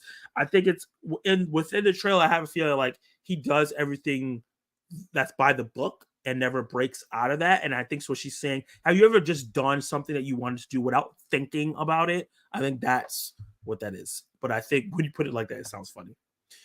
I like Sanaa Lathan, so I'll probably rent that. Yeah, I think it's gonna be on BT Plus. We'll make it gonna be on Paramount Plus, so I'll be able to watch it on Paramount Plus. I'll check it out.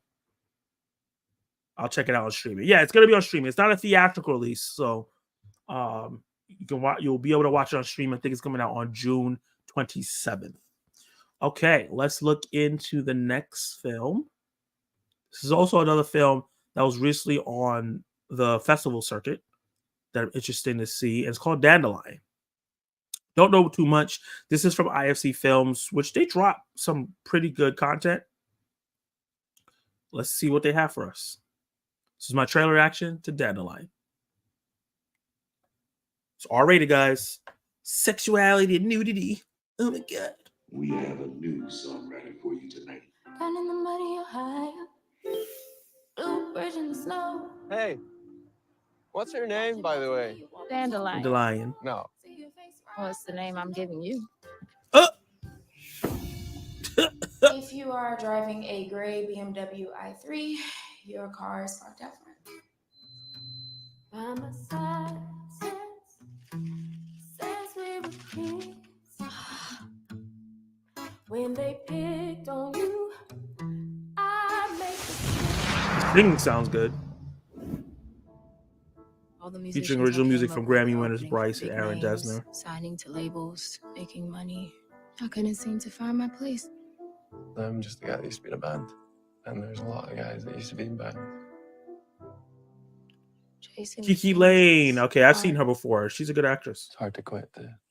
Was in Custard Park, I was passing through, and you followed me on the road that day. Oh. What you take me for? Fumble in the bag by dude, literally. What you said was it had gone through. It's where I'm going. I like that it's such a stark difference between the trailer we just saw, which is like so stereotyping of like the black experience, and this one is starring a black girl and she's doing like country kind of folk film. I mean, not film, country and folk music. It's coming out in July. Interesting. I didn't want to see this as a summer film. Music. So it should feel like play. All right.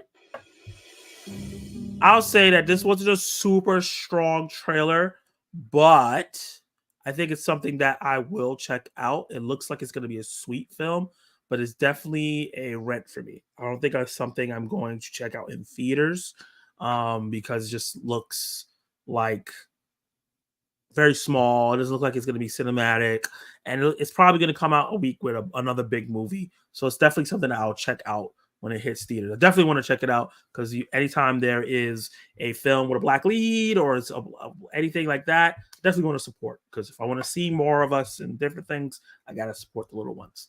But yeah, it looks okay. Let's see. He said, CC said that was a rent for me. It looked cheap, poorly edited, and like the whole movie is a cliche of black movies that are Tubi mainstays. I can see that. I don't watch Tubi movies, so I don't know. It does look a little cheap. I don't think it looked poorly edited. I thought the editing was fine. I think I've heard of this one. Okay, you heard of Denley. I've heard of it a little bit. I was told I'm allergic to wheat a few months back because of allergic reactions to them. Stair brought hamburger buns as well as BK. I eat anything wheat if it's homemade. Oh man. Well, at least you know now, and you won't eat the wrong things, right? You'll stay safe. What's good, people? I got in late. Hey, Jay Pylon, man. You're never late, man. Thank you for joining the live stream. I appreciate you jumping in. He said, "We forgive you, Jay." Just joking. What's up? That's hilarious. I think that's the same woman from Riverdale. Okay. And I think she also played Naomi on the CW for, it was like a superhero show. I was really excited because I really like that Naomi comic. I think she played Naomi. That looks good. I want to see it. Nice. I'm happy to see that. Salute to the chat and Zach Attack Reviews. Salute to you, Jay Pylon. But pass for me. Yeah, not for you. You CC likes things that look a little bit more upbeat and fun. This looks really slow. One of my biggest pet peeves in movies that are based on musicians when the music is trash in the movie. Not saying that this movie's case, but I can see that happening in this one too. I can see that. The music that it was playing was not bad, but it didn't hit like hard. Like, oh god, this sounds really, really good. It is by real musicians, some Grammy Award musicians. So it might be really, really great music, but we'll see. Nope, nah, damn. Rent. I'm all about small, focused movies about human relationships. Me too. You know, that's why I'm going to give it a chance. If the story is good, I don't know if the story is good, I don't mind if it looks cheap. Yeah, I agree. If the story is good and the actors are acting and they're doing a good job, I don't mind if it looks cheap. That's not why I watch film, especially small films like this. It doesn't have to look amazing for me to love it. The main part is it doesn't get an emotional reaction out of me. I can see this as a rent. I like romance films, so this one will definitely get a chance on a random night. I agree. Yeah, I like romance films as well. Looks like there's going to be a little bit of comedy in there. So, yeah, I think that I'll definitely give it a chance because of that. Because of the same thing, I should say. I was watching Hallmark movies and some Christmas movies. Oh, nice. What I love about Jimmy John sandwiches is that its bread is handmade. Oh, nice. Hustle and Flow music was legend. Yo, man, Hustle and Flow was legendary. So, yeah, I don't know if it's going to get to that length, but we'll see. So, last trailer that we have is a Universal Pictures trailer, and this is a new animated film where I reacted to the first trailer on live stream here with you guys before, and I'm really, really interested in it. It's starring Lupita Nyong'o as the voice of the robot, I believe. And this is going to be like the official trailer for it. So I'm excited to see what they have for us to show us like more about the Wild Robot. Let's check it out. My trailer reaction to the Wild Robot from Universal.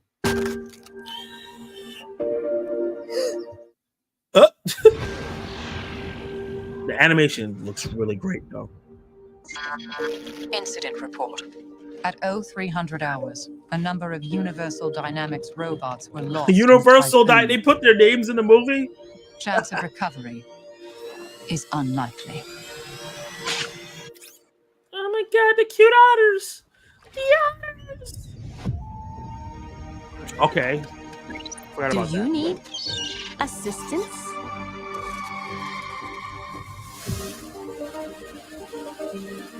The music sounds like it's going to be great. Detected.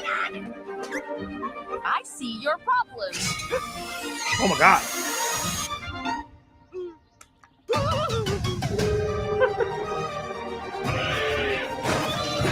Processing language.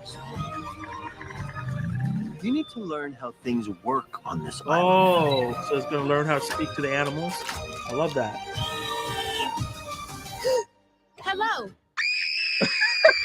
Goslings imprint on the first thing they see. Which would be you? You're his mother now. Aww. I do not have the programming. No one does. He needs to swim and fly. Swimming's easy. I can teach him the way my mom taught me. Swim! He's a run. His chances aren't super good. I will protect him. He's got to leave this island by fall. Right, Bill? Oh my God. It's more dangerous for him than anyone else. But he has a chance. If where his wings This animation is gorgeous. His heart can It's like watercolor and stencil and 3D and CGI. It's all mixed together. You are defective. I feel fine.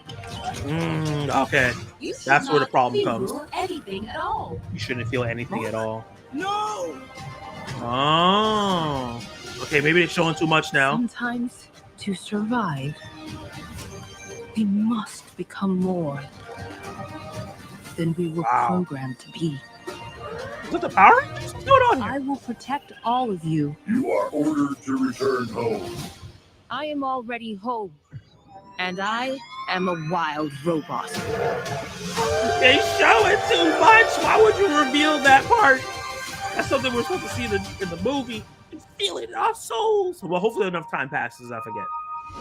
When is this movie coming out? Great. Oh, Mark Hamill's in here. So, I'll forget it. I'll forget that I saw that part by the time that comes out. That looks really good, despite them showing way too much. way too much. I really like that trailer. The animation is gorgeous. I like what they're doing with the story. This robot who came here for one thing, but starts gaining humanity, being amongst the animals and trees and nature, learning the languages, and then end up taking care of a little duckling and trying to help it survive this world. This looks really strong. I'm excited to hear Lupita Nyong'o voice a character like this. And I think that this definitely has something for kids. I think someone just said that. But I think that there's going to be themes that adults can resonate with in terms of where you belong and the people who you come from, pulling you away from the people you want to be with and other things like that I think will be great. So I'm really excited for this. This looks like it's kind of running under the radar. I don't really hear a lot of people talking about this, but I think that the movie looks really strong. I just think that I don't need to see any more trailers because I feel like I know the whole movie already. Hopefully there's some surprises in there, or the journey is good enough that it doesn't matter that I've seen so much of the film. Let me know in the comments down below how you feel about the trailer for The Wild Robot, the official trailer number 2. Are you excited to check it out? Do you feel like you saw too much?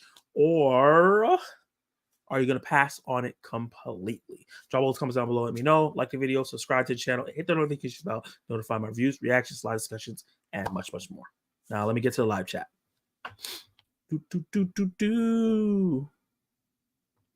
Universal. Yeah, I thought that was pretty funny. It was just like Universal Robots. I was like, wait, this is made by Universal. So these guys put their names in there? That's pretty funny.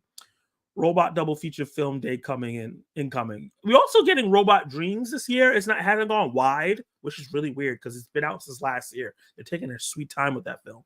So we'll see when it actually goes wide. I don't ever watch trailers. I watch all movies just cold turkey, sight unseen. I can't do that. I need to have like an idea what I'm getting into. Unless it's a recommendation from a friend. But even then, I'm gonna look the trailer up. Bye. He's down. Robot movie tier list would be cool. Short Circuit, Big Hero 6, WALL-E. Fortunately, I've never seen any of those three of those movies. I've never seen Short Circuit, Big Hero 6, or WALL-E. Means I need to go check them out. This looks so good. I want to see it in theaters. I want to see it in theaters too. That means you want to buy. You're a buy, just like Kenny. He said buy. They can stop the trailer now. Yeah, like you can stop. You showing too much.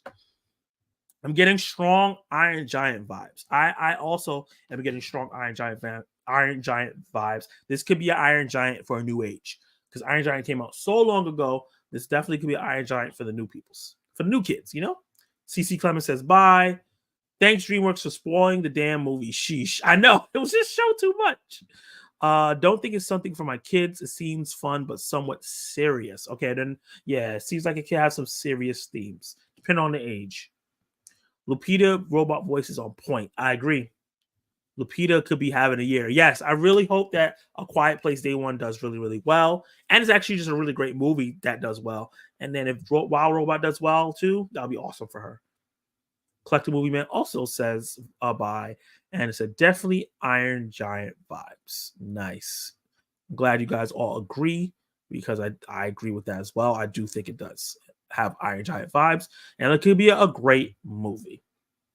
Now, let me end this last poll that I had up. It says excited for the new Lord of the Rings anime. 42% of you guys said maybe. A lot of you guys are on the fence. 28% said yes, and 28% said let it die. Some of y'all like, I don't want to see it. Let the franchise die. Okay, next poll. Kind of already know what's going to win, but I love doing rope polls with you guys. Robot. What else we watched? We watched the Wild Robot. We watched Wild. Oh, we watched two Wild stuff. Wild, Young, Free, and Dandelion.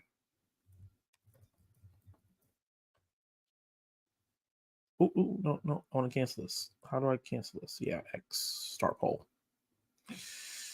I think the worst trailer recently was the recent Dave Bautista movie. It gave you the premise, the plot twist, and the reverse plot twist. Oh, yeah. You said that, and I was like, I'm not watching this. I'm not watching this trailer. I'm just going to go into the movie cold turkey. I like to support Dave Bautista. He seems like a stand-up guy. His transition from wrestling to acting has been really, really good. I'm going to do that. I'm not going to watch the trailer because you said that. Because I don't want to get the whole movie spoiled.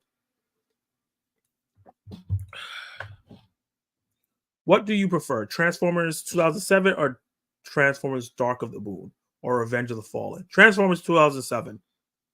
2007 is still my favorite Transformers film. Seeing them live action on the big screen and actually be a pretty good movie was mind-blowing. I'll never forget it. Especially growing up on Transformers as an animated show and some of the animated movies that came up before, but seeing it like that for the first time was great. I do like Dark of the Moon. I do like Revenge of the Fallen, the first three films. I think I stopped after the first three. I like those films. And I like the Rise of the Beast film. I need to see Bumblebee. I haven't seen Bumblebee yet. But yeah, I didn't watch the non-Michael Bay, Mark Wahlberg films. Let's get into the next topic. That's Attack of the Box Office, where Zach, breaks down all the box office news that's going on and tell you guys what the narratives and everything that's going on with the favorite movies that come out each weekend. And we track each movie afterwards. Unfortunately, I wasn't like before. I didn't get to have time to make graphics for everything like I normally do. So I'm going to be using my handy dandy website, which I always use, which is Box Office Mojo.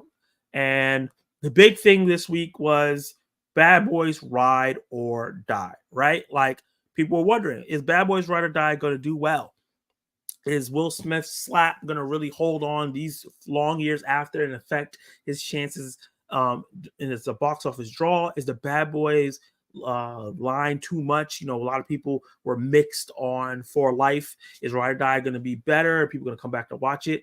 All those questions were answered because Will Smith is still a movie star. Martin Lawrence is still a bankable guy to have alongside him, and as a movie star, as a comedian. And the movie not only is doing well critically, had an A- cinema score, it's doing banger at the box office with one of the biggest openings of the franchise and one of the biggest openings of the year with 56 million just domestic. The movie had $100 million opening or not opening, $100 million budget, and it's already made back its budget in terms of the worldwide box office, showing that Bad Boys is a global brand, and Will Smith is also a global brand, and probably Martin Lawrence as well.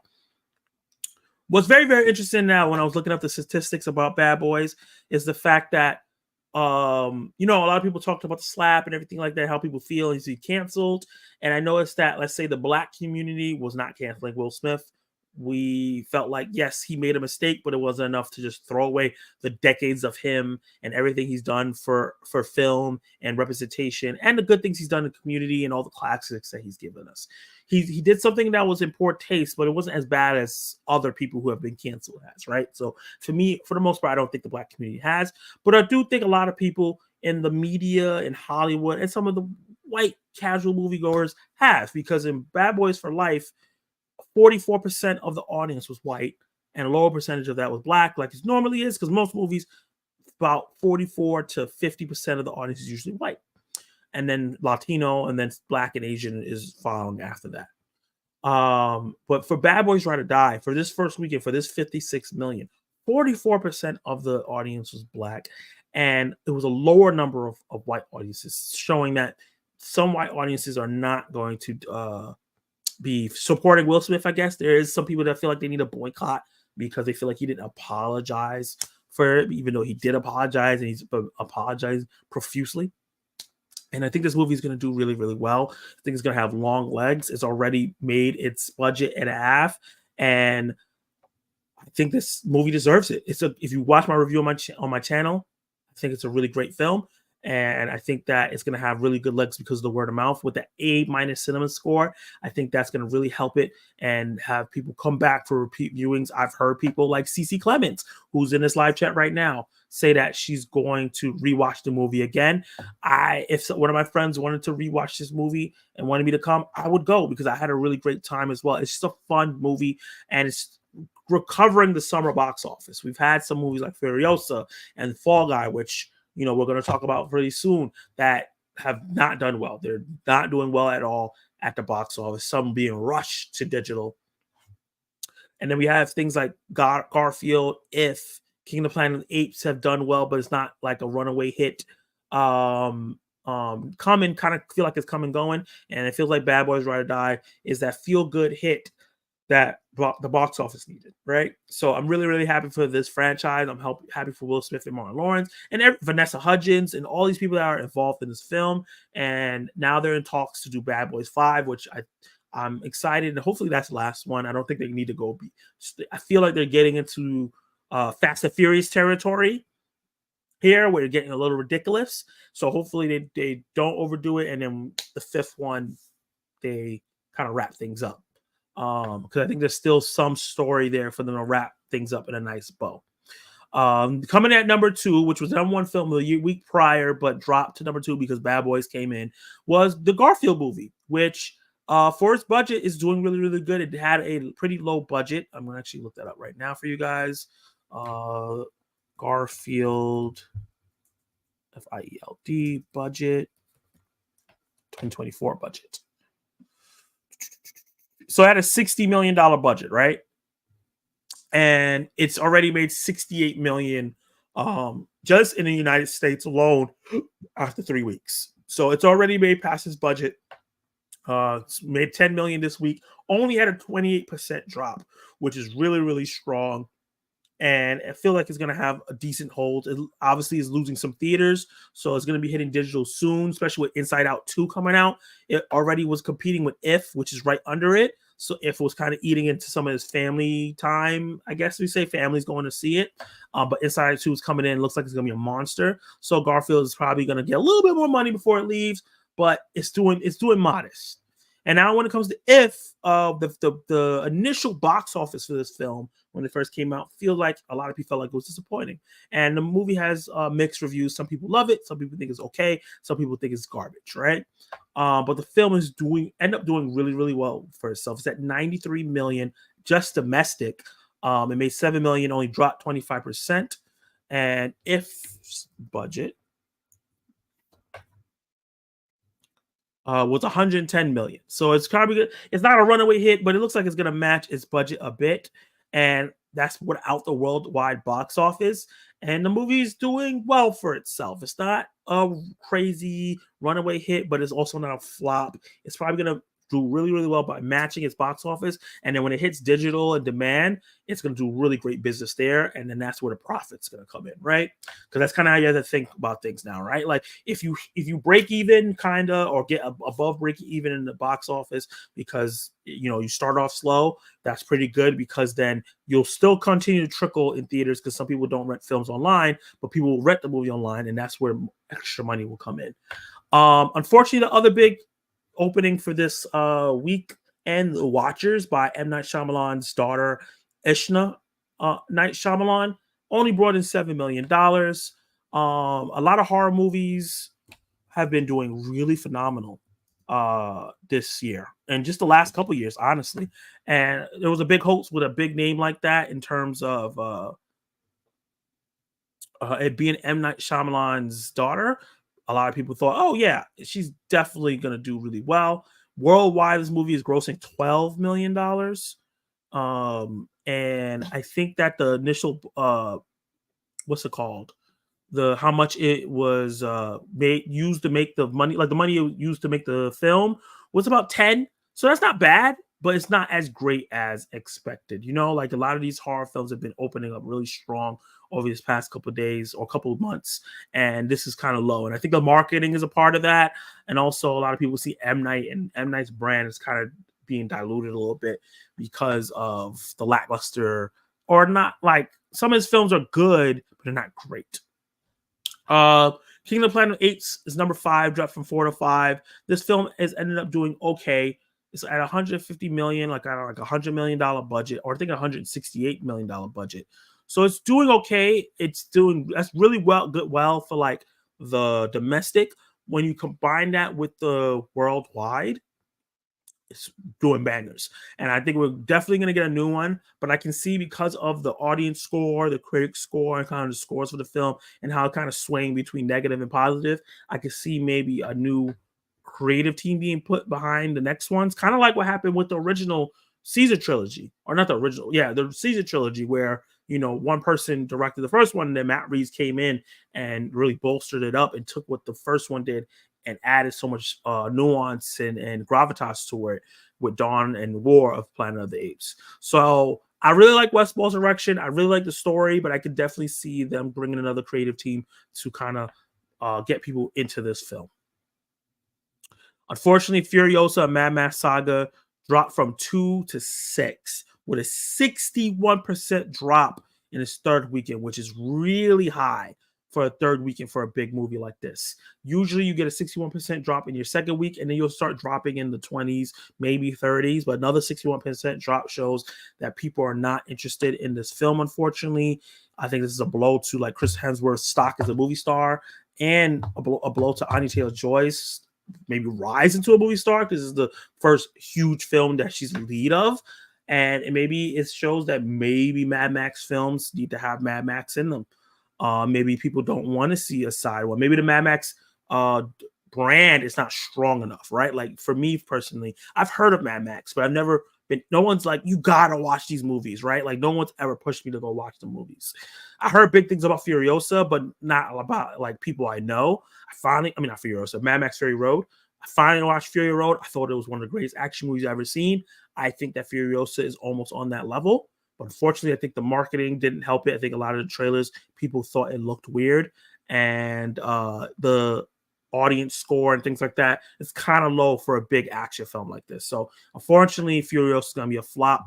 And it might be a while before we see another Mad Max film, unfortunately, which sucks because I was really excited to see Mad Max Wasteland, which was what was going to be the next film. The Fall Guy, dropped from 5 to 7.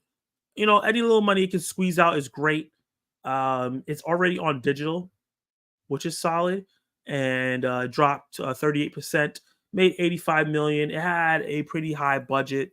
It's not going to be making a whole bunch of money for these people. Maybe in the long run, it'll make some money because of the digital release, and people will find it and love it. But in the terms of just regular box office, even with the worldwide, I don't think it's really doing that great internationally. It's not that big of a hit.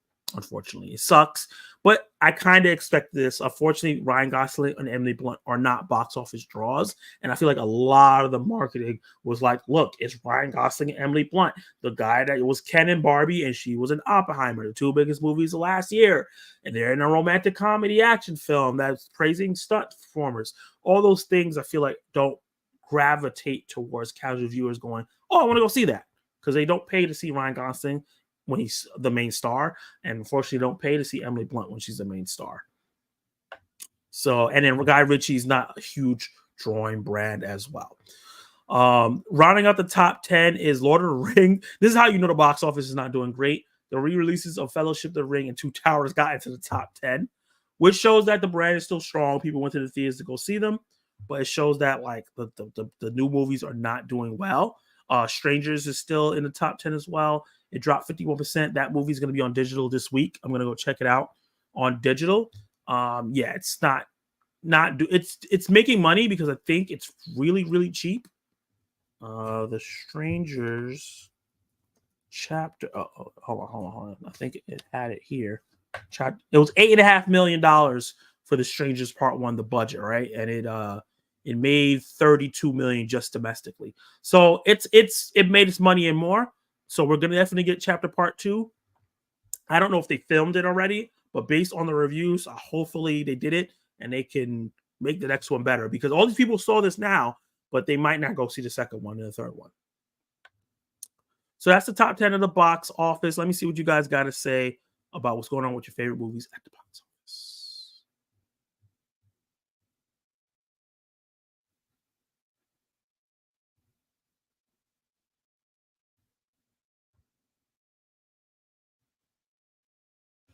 Oh, wow. The comments went down so far down. Let's see. Okay, bye. Okay, Megatron, who would be without me? Optimus, let's find out. Great line. Tuesday's Inside Out Tuesday. Oh, you're gonna get to see it wait, Tuesday? Is it today Tuesday? Or you mean next week Tuesday? Yup, Smith still has a bad reputation in my opinion. See? He said he feels like he has a bad reputation in his opinion. I don't. He has apologized for the mistake he's made, Bad Boy is this generation's lethal weapon. I can see that. I definitely can see that. He said, cancel who? Look, Will Smith. Love Bad Boys Ride or Die. Yeah, me too. I had a great time in the theater, so I did as well. We ain't canceling Will Smith for that unless he shoots someone at the Oscars. he did. He smacked somebody on live TV. But look, also at the Oscars, we had what was his name? John Wayne chase off a Native American lady for winning an Oscar, and nobody talks about that. Well, I'm not canceling Will Smith for smacking Chris Rock, and he already apologized, took some time off. He's all right. No way. 2007 and Dark Moon are goated. I don't count the last two after Dark Side of the Moon. Yeah, I don't do the whole no counting thing. If they were made and they're in canon, they count. They're just not good movies. But I haven't seen them, so I can't say they're not good movies. There's people who don't like Dark Side of the Moon. I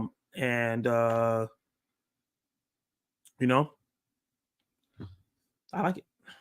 Ain't no way I'm canceling mother effing Willard Smith. Yeah, I ain't doing that either. I want to see Watchers and Bad Boys. Definitely check them out, man. I always say go to the theaters, check these out. I'm excited to see Night Shyamalan career go. I heard that her directing was fine. I heard the story wasn't that great though. Reggie for President, facts. I really enjoyed Bad Boys 4. Me too. Reggie had the best scene in the movie. I like the third act scene better, but that scene was great. The Will Smith from Fresh Prince era would not have done that at the Oscars. I don't agree. You're mixing up Will Smith the actor and Will Smith the person. What he was on the show is not who he was in real life. He came from Philadelphia. Will Smith was a rapper. He smacked people on camera before. I won't forget a couple years ago, maybe 5-6 years ago, maybe longer than that. He was in France promoting a movie, and this French guy came too close and like kissed him on the side of his lip. He turned around and smacked that dude in the face. Will Smith is not this hokey dokey safe guy that people think he is. He has a temper. He has an attitude. He still used to be a rapper. He's from Philly. He's a guy like, hey, I'm all about peace and fun, but if you mess with me, you're going to get hurt. So, yes, Fresh Prince, Will Smith from the Fresh Prince era will smack somebody and has smacked some people. I already watched it. See, I'm talking about CC. I already watched it. I had a great movie-going weekend with Watchers and Bad Boys. Nice. Jason Entertainment, what's up, man? He said, hey, Zach, how's it going, man? What is the movies you are looking forward for June? I am looking forward to Thelma. That's coming out this Friday. That looks like a lot of fun. I'm looking for what's the name of the movie? Quiet Place Day One. I'm really big fan of the Quiet Place franchise. I really liked the first one. I thought the second one was a little bit of a step down, but I still liked it. So I'm excited to see a prequel and see how all this started. Garfield movie making some waves, respect. Yeah, I know some people said it was trash, but I see some people say, no, it's not bad. So it just depends on your flavor. I think some people were holding on to the old school Garfield, not realizing, it's 2024. They're going to update it and change it. He says, so what? People make mistakes regardless of age. Yeah. People do make mistakes regardless of age. You can't hold somebody accountable for how they acted when they were a teenager to when they're an adult.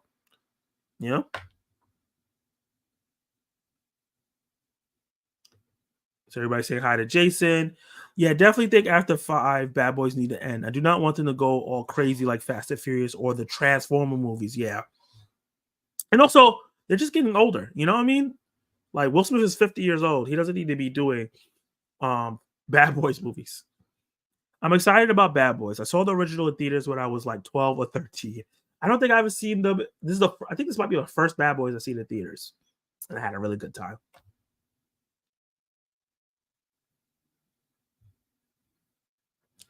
He said, "Say for me, man. I'll be getting on YouTube a bit more coming next week. I have been so busy with work." I respect that. I was just about to say I haven't seen you in a while, Jason. So I'm glad to see you're back. Gonna get back on YouTube soon. Life is good. Thanks for asking. Oh, okay. You guys are having a conversation. I want to see Garfield, but I'm not super excited about Chris Pratt. Not that I don't like him, but he's oversaturated. Give a different actor some roles. I can kind of agree. Especially since he was already Mario, it feels weird for him to also be Garfield. This was simply a bad weekend for anyone not named Bad Boys. Agreed. I haven't seen tonight's episode of The Acolyte, watching it after the stream, trying to stay spoiler-free until then. I'm happy to see the Kingdom of the Planet Apes is still in theaters. Hopefully it has a long theater run. I agree. Hopefully it does have a long theater run. Hopefully it does really, really well. I really like that movie. Yeah, it's unfortunate Furiosa didn't do well. I don't think it's any deeper that people don't want to see what they don't have interest in. Yeah, I think it's just a matter of it's Mad Max, the brand. It doesn't have cultural currency. I don't know if you said that, Kenny Sparks, or someone else said that to me, but it doesn't have cultural currency. Anya Taylor-Joy and Chris Hemsworth doesn't have the star power like a Charlize Theron and maybe even like a Tom Hardy to bring people in. And the fact that Mad Max wasn't a part of it, and I think the marketing hurt it too. There's a few stars that get people to theaters. There's a handful. I think Will Smith is one, Leonardo DiCaprio, I think maybe Tom Hanks a lot of times. I can't really. Denzel Washington. And it might be a few others I'm missing, but it's not many. By the way, I did see The Watchers and I enjoyed it. Nice. That's wild. Casuals didn't eat up Fall Guy. Look, I told you the marketing for Fall Guy is not great. It's like stuntmen. Casual people don't care about no stuntman appreciation. I believe they filmed all 3 Stranger movies. Part 2 is coming out later this week. Wait, what? Part 2 is coming out later this week? I'm pretty sure Part 2 is coming out later this year. Will Smith is from West Philly, where I live now, and I'll fire off on anybody in this. Relax, Kenny. Relax. Stop yelling at us, Kenny. Oh, yeah, I want to see Quiet Place prequel, too. Yeah, I'm excited for that. Zach, I wanted to... Ooh, I missed one. Zach, I want to just say I'm staying the night at my mom's place, so I won't be able to message that much because I have to be quiet. Oh, I understand. And I want to tell you, I will message you tomorrow, let you know that I survived the MRI. Hopefully, I don't write anything crazy because I'm going to be drugged up and tired. Oh, God. Drugged up, collect a movie, man. I don't really care for Furiosa. I've never been interested in those movies. Maybe when I'm in my 50s or 60s. 50 or 60s? Why do you feel like you need to get me that old to watch Mad Max? Yeah, I realized you bet later this year. I saw Watchers. It was interesting, but the story was very lackluster. I didn't find it scary either. Can you get it past because you're sick and near death? Yep, that's true. He is sick and near death. So he definitely gets a pass. Fall Guy was a date night movie, which worked well for my wife and I. It's a rom-com, so it's definitely a great date night movie. We got Fall Guy and Hitman, and I think both of those are great date night films. Let's talk about more of the box office or more of the numbers. On iTunes, the top 10 films that are being rented on iTunes right now is Civil War, which I'm very, very surprised that's number 1 right now. Doing really, really well on digital and being rented and people finding it. I'm going to be very curious to see how people love it as people discover it on digital, because a lot of people didn't go see it in theaters. The Fall Guys number 2. I had a feeling that this movie would do really, really well on digital. So I'm pretty sure a lot of people are going to discover this movie soon. Ghostbusters has been doing really well. It's been in the top 10 of digital since it released a couple months back. So people are renting it, enjoying it, which is great. I'm not a big fan of the film, but I'm pretty sure a lot of Ghostbusters fans that didn't get to go to the theaters is checking it out. Godzilla X Kong, which did amazing in theaters, is in the top 4. I think when it first got on digital, it was number 1, but I know it's going to be on Max pretty soon. So I think people are going to not be renting it as much. Doom Part 2 has been in the top 10 since it's got on here, and that was like a month after it released in theaters. And yeah, it's doing really, really well on digital. People are discovering it before it hits. I think it's on Max now, and people are still renting it. I don't know what this is. Harry and the Hendersons. Did people think this was a Sasquatch Sunset? I don't know. But this movie's doing well. It is $4 to rent and $5 to buy. So maybe people are like, oh, it looks cheap. It looks goofy. Let me buy it. I don't know. This looks like it's from 1987. So it's probably maybe a cult classic that I just never heard of. Kung Fu Panda 4 is doing well. It's now a $6 rental. So I can see a lot of people renting it. Ministry of Ungodly Warfare has been in the top 10 for a long time. It's still at full price, and people are renting it. Godzilla -1. Obviously, this hit digital, Netflix, all on the same day. Made history, was the first #1 film on Netflix and digital at the same time. It's really, really interesting to see. The rental price is $6. You could purchase it for $15, which is not that bad, pretty cheap. I'm really waiting for that physical release. I want to do a watch along with Godzilla -1 with you guys. Now that it's available for everybody to watch at home, I am seeing some people say that the movie's not that good, which is really, really interesting and hilarious. So we'll see how the reviews for these movies happen. And then Top Gun Maverick, for some reason, rounds out the top 10. Oh, cheap rental for $4. Purchase it for $5. That's, you can't go wrong with Top Gun Maverick. It's just a classically fun film. Let's shift focus on Variety streaming originals chart. This is for this past week, May 31st to June 6th. Atlas doing really, really well. It dropped from 67% from its debut week to the second week, from 1.3 billion streams to 423 million streams. Still above ahead of the rest. The follow the top 10 is Colors of Evil Red, which I think is a documentary. Die Hard 2 with Kevin Hart, and this is why Kevin Hart keeps doing these movies, because it did 21.9 million the first week, and then it did 225 million the follow-up on Prime Video, which is insane.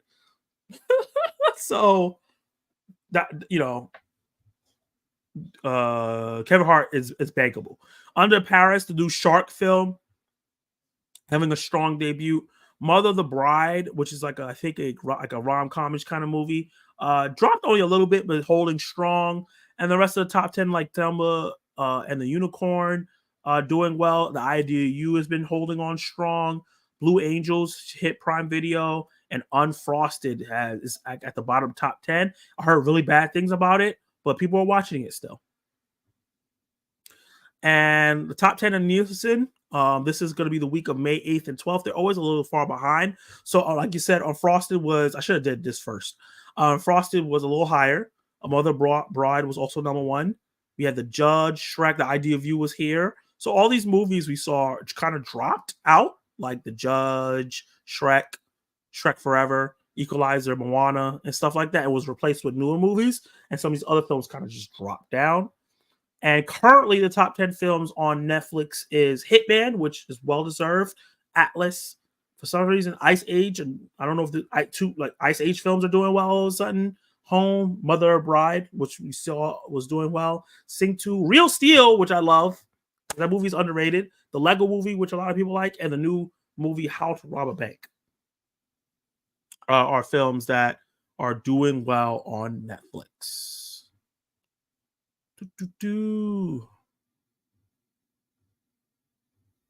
Let me close all these tabs before my computer starts acting up. Let me close this poll. So actually, what your favorite trailer is, and 100% of this is, I think this is Zack Attack News history. 100% for the Wild Robot. That's never happened before. Usually someone votes for something else, but everybody said the Wild Robot, which I kind of predicted, and I'm not shocked because it was the strongest trailer we saw.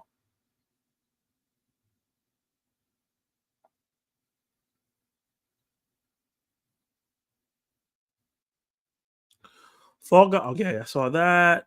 That's very true. We need Top Gun 3 and some more action-dominant movies, though. We've had a couple action-dominant movies, J Pylon, and they're not done good. Gentleman Warfare was in theaters, a very action-heavy movie, didn't do good. Boy Kills World was a very, very action-heavy movie, didn't do well. Furiosa has a lot of action in it, didn't do well. So there's action-heavy movies coming out in theaters in the last couple of months where people are going to watch them. I need to watch Civil War again. Yeah, man. I don't think it's on Max yet. Just could be able to rent. Harry and the Hendersons is a classic. Okay, Harry is a classic. I haven't heard of it before. Can they make a -2? The movie was the best thing I saw in 2023. They're working on a new Godzilla. I don't know if it's going to be a sequel to this, but they're definitely working on a new Godzilla. I'm excited to get this on physical media. I know they're going to probably do Godzilla -0, which is the black and white version, which would be really cool to watch. But yeah, I really liked Godzilla -1. I think it was in my top 20 of last year. Hey, Zach, I wanted to ask one question for next week. Will you try to find the streaming numbers for House of Dragon for next week when it premieres? Yeah, if it's on these charts, I definitely will have it. It should be on these charts. I'm pretty sure House of Dragon is going to have a big premiere. I just realized I put Taylor Swift is Lady Deadpool in this thing, and I didn't. I gotta go fix that. That's hilarious. Let's go on to the last segment of the night, and that is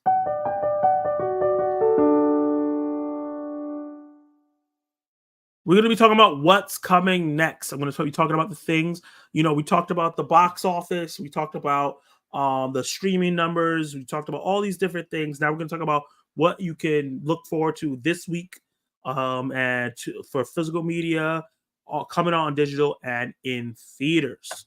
So the first thing I'm going to talk about is the physical media. This today, June 11th, is when physical media drops. You can get La Femme Nikita on 4K Steelbook, a 1990 film that I've never seen, but I heard it was a classic. Godzilla X Kong New Empire, the new Godzilla film, will be on 4K Blu-ray and will have a Steelbook as well. Shrek Forever After will be on 4K, and I see that's why people are renting it. Species 2 is on 4K. Mute Witness will be on 4K, a 1995 film. Shrek 4 movie collection on 4K is come out as well, which is really, really cool. The Valiant Ones, which is a karate film from 1975 on 4K. The Last Kumite, which is a new movie that's kind of like Bloodsport, is going to be getting a steelbook out this week, which is really, really cool. The Wild Things is just got a 4K upgrade, the 1998 classic, and the original Mag got a 4K steelbook coming out as well. Let me know in the comments down below, which one of these are you buying? Are you going to be getting Godzilla? Are you going to be getting Meg? Are you going to be checking out the Shrek films? Are you going to be checking out one of these more lesser known films? Let me know in the comments below. In terms of streaming, what you can rent and what's going to be hit in the streaming service this week. Origin, which is one of my favorite movies of the year, is going to be hitting Hulu. And I think it's a movie that everyone should watch at least once. It's a hard, tough watch, but I think it's totally, totally worth it. Unsung Hero, which is a new faith-based movie that came out in theaters, did really, really well. It's going to be hitting sale for $15. You can definitely check it out. It's a rag to riches story by these people behind their faith and the trials and tribulations that these people go through. And one of the people are transitioning from one thing to another, or one thing to another, from a girl to a boy. So I can see all that stuff could be very, very interesting in a film like this. 2 documentaries coming on Hulu is Bratz, which is going to be a deep dive into the Brat Pack and the impact of their branding and their careers and their lives, if you're a big fan of that. And they're also going to be Remembering Gene Wilder, a documentary about Gene Wilder as well. Let's see. Also coming out on Friday on streaming, Exhuma, which is, I heard, is one of the best horror movies that came out this year, will be hitting Shudder and AMC and Plus, so you can go check it out. Something I definitely want to go check out. It had a very limited run in theaters. I have Shudder, so I definitely will be checking this one out. And I saw TV Glow, a movie I really wanted to see in theaters, but to get to check out, will be available to rent. I definitely will be checking this movie out and giving it. I love A24, and I'm definitely going to be checking this movie out.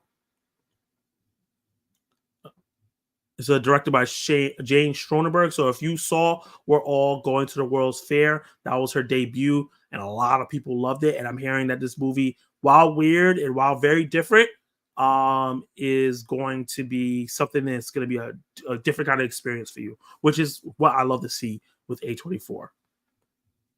Monkey Man is going to be coming to Peacock, which I'm really, really excited. One of my favorite movies of the year.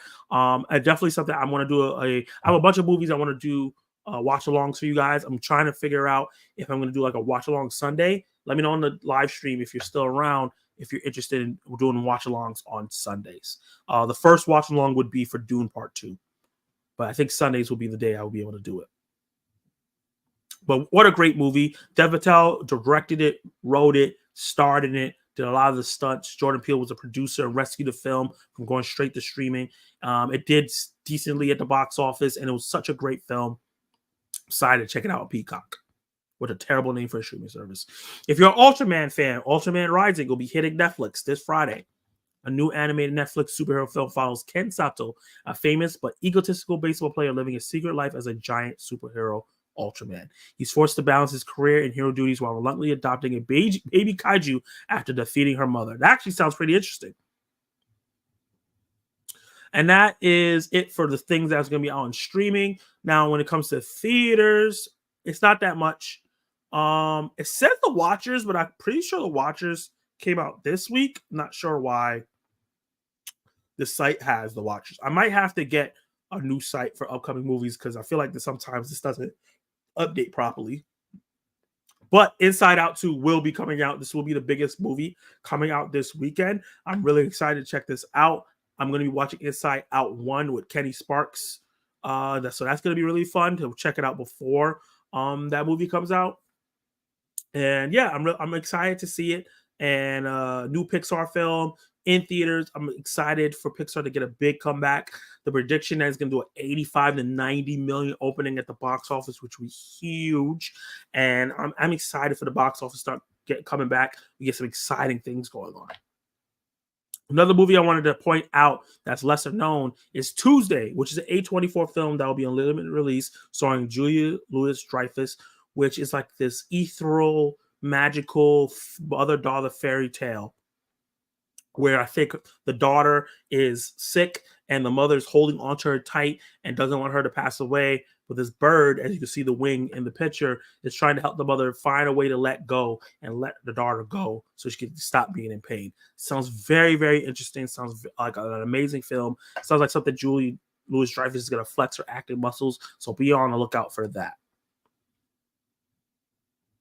And I think that's it. There's a bunch of other like smaller films coming out, but those are the major ones that I wanted to shout out to you and talk to you guys about. So though that is the end of what's coming next. Right now, we have the Q&A. You can ask me anything you would like for the next 10 minutes, and I will answer.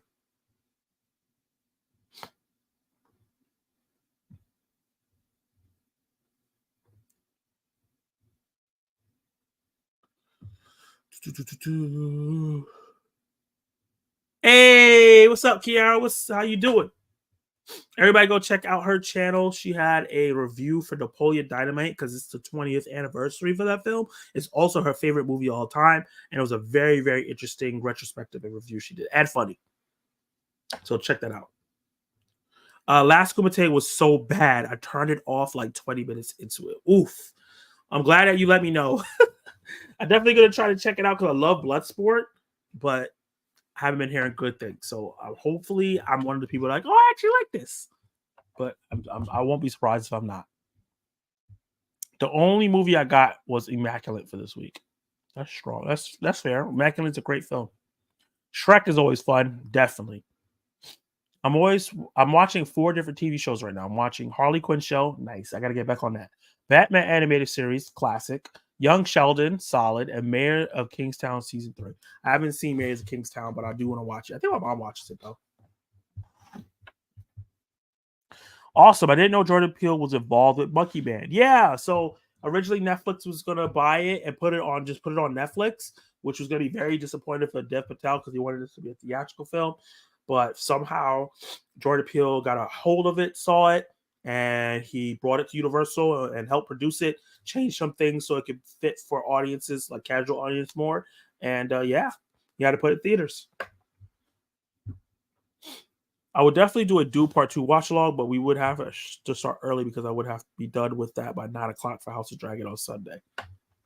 I hear you. I got my ticket for the early screening for Quiet Place Day 1. Nice.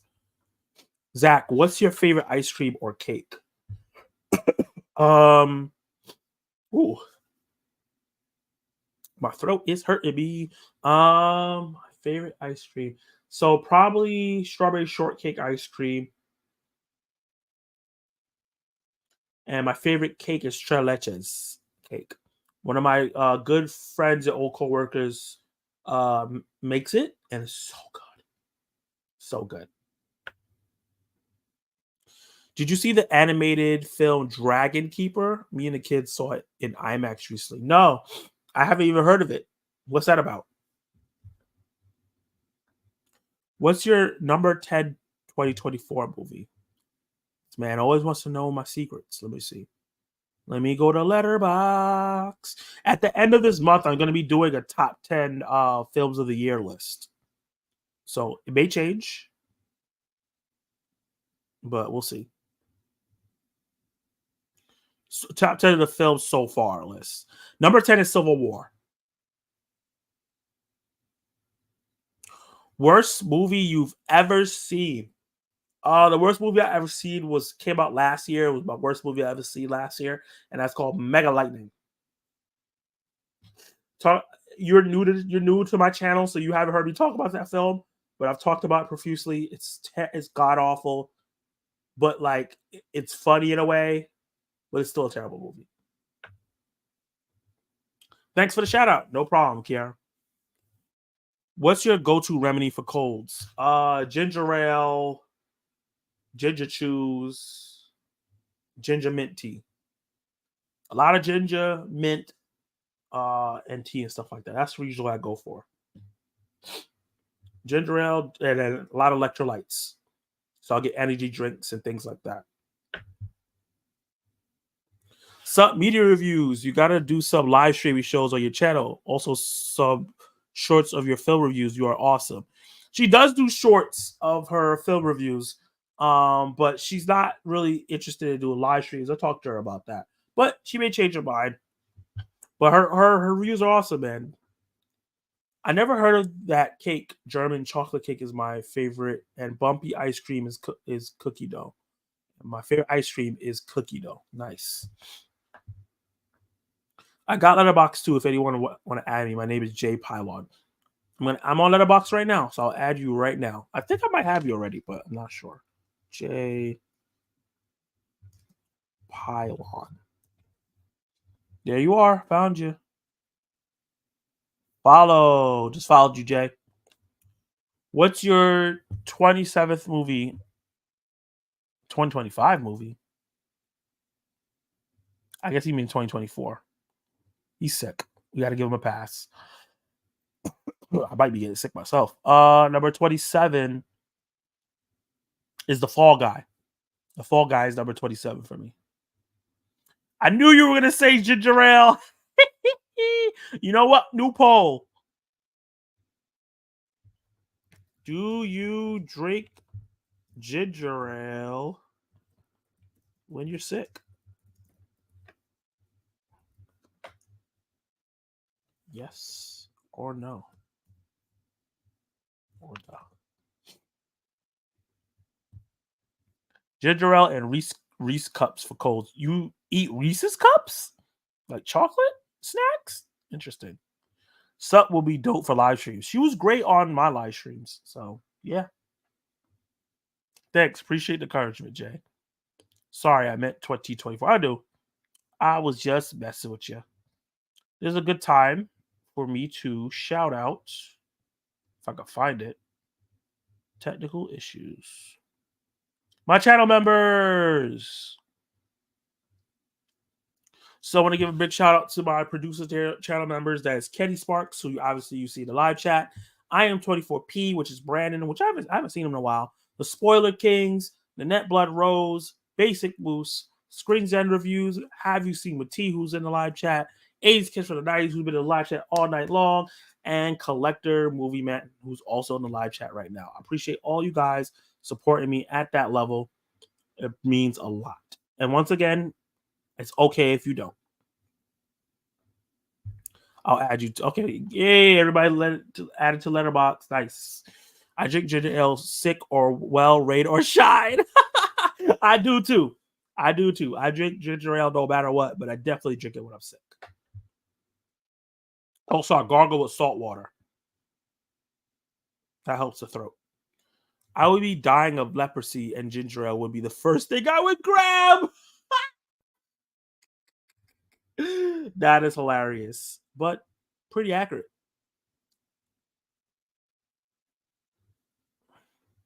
Appreciate that. I'm happy to partner with creators who do live streams. Yeah. It's a good time. It's definitely a good time and real fun. All right. So that looks like that's all the questions and comments that we have for tonight. This was really, really fun, guys. I appreciate every single one of you who joined me for the live streams, commented, voted on the polls, interacted. This was really, really fun. I was glad to be able to kind of talk to you guys again because last week I didn't do Sack Attack News Live. It's going to be back on this regularly scheduled program, and I'm going to keep having dope content coming to you as usual, per usual. And once again, thank you all for getting me to 1,000 subscribers. And remember, it's not a number. It's as a community. I appreciate every single one of you guys, all 1,000 of you, even though all 1,000 of you guys don't talk to me all the time, but I appreciate everyone who silent watch sometimes, because I know a lot of you guys watch my videos but don't comment and stuff like that. So appreciate every single one of you guys in the live chat, comment on my edited videos, my everything I do, my community posts and all that. Let me see what these last couple comments said, and I'm out of here. Thank you for your stream, Zach. Awesome always. I can't wait for you to come back, Jason Entertainment. I got to get into your videos and watch your stuff. I'm excited, and I also want to get you on the channel soon. Collectible Movie Man, have a good night. Awesome stream, Zach. Thank you, Collectible Movie Man. I appreciate you. Worst movie experience?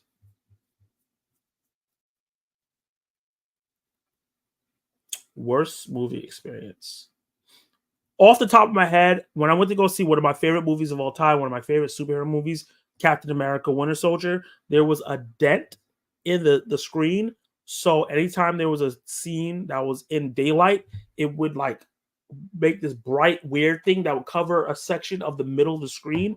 I hated it. It was like this old school movie theater that doesn't upgrade this stuff, and it was the worst. Thanks, Zach. Have a good night, everyone. Oofda, thank you so much. I appreciate you, man. You have a good night as well. Appreciate you, man. My man, Kenny Sparks. I'll see you guys next time.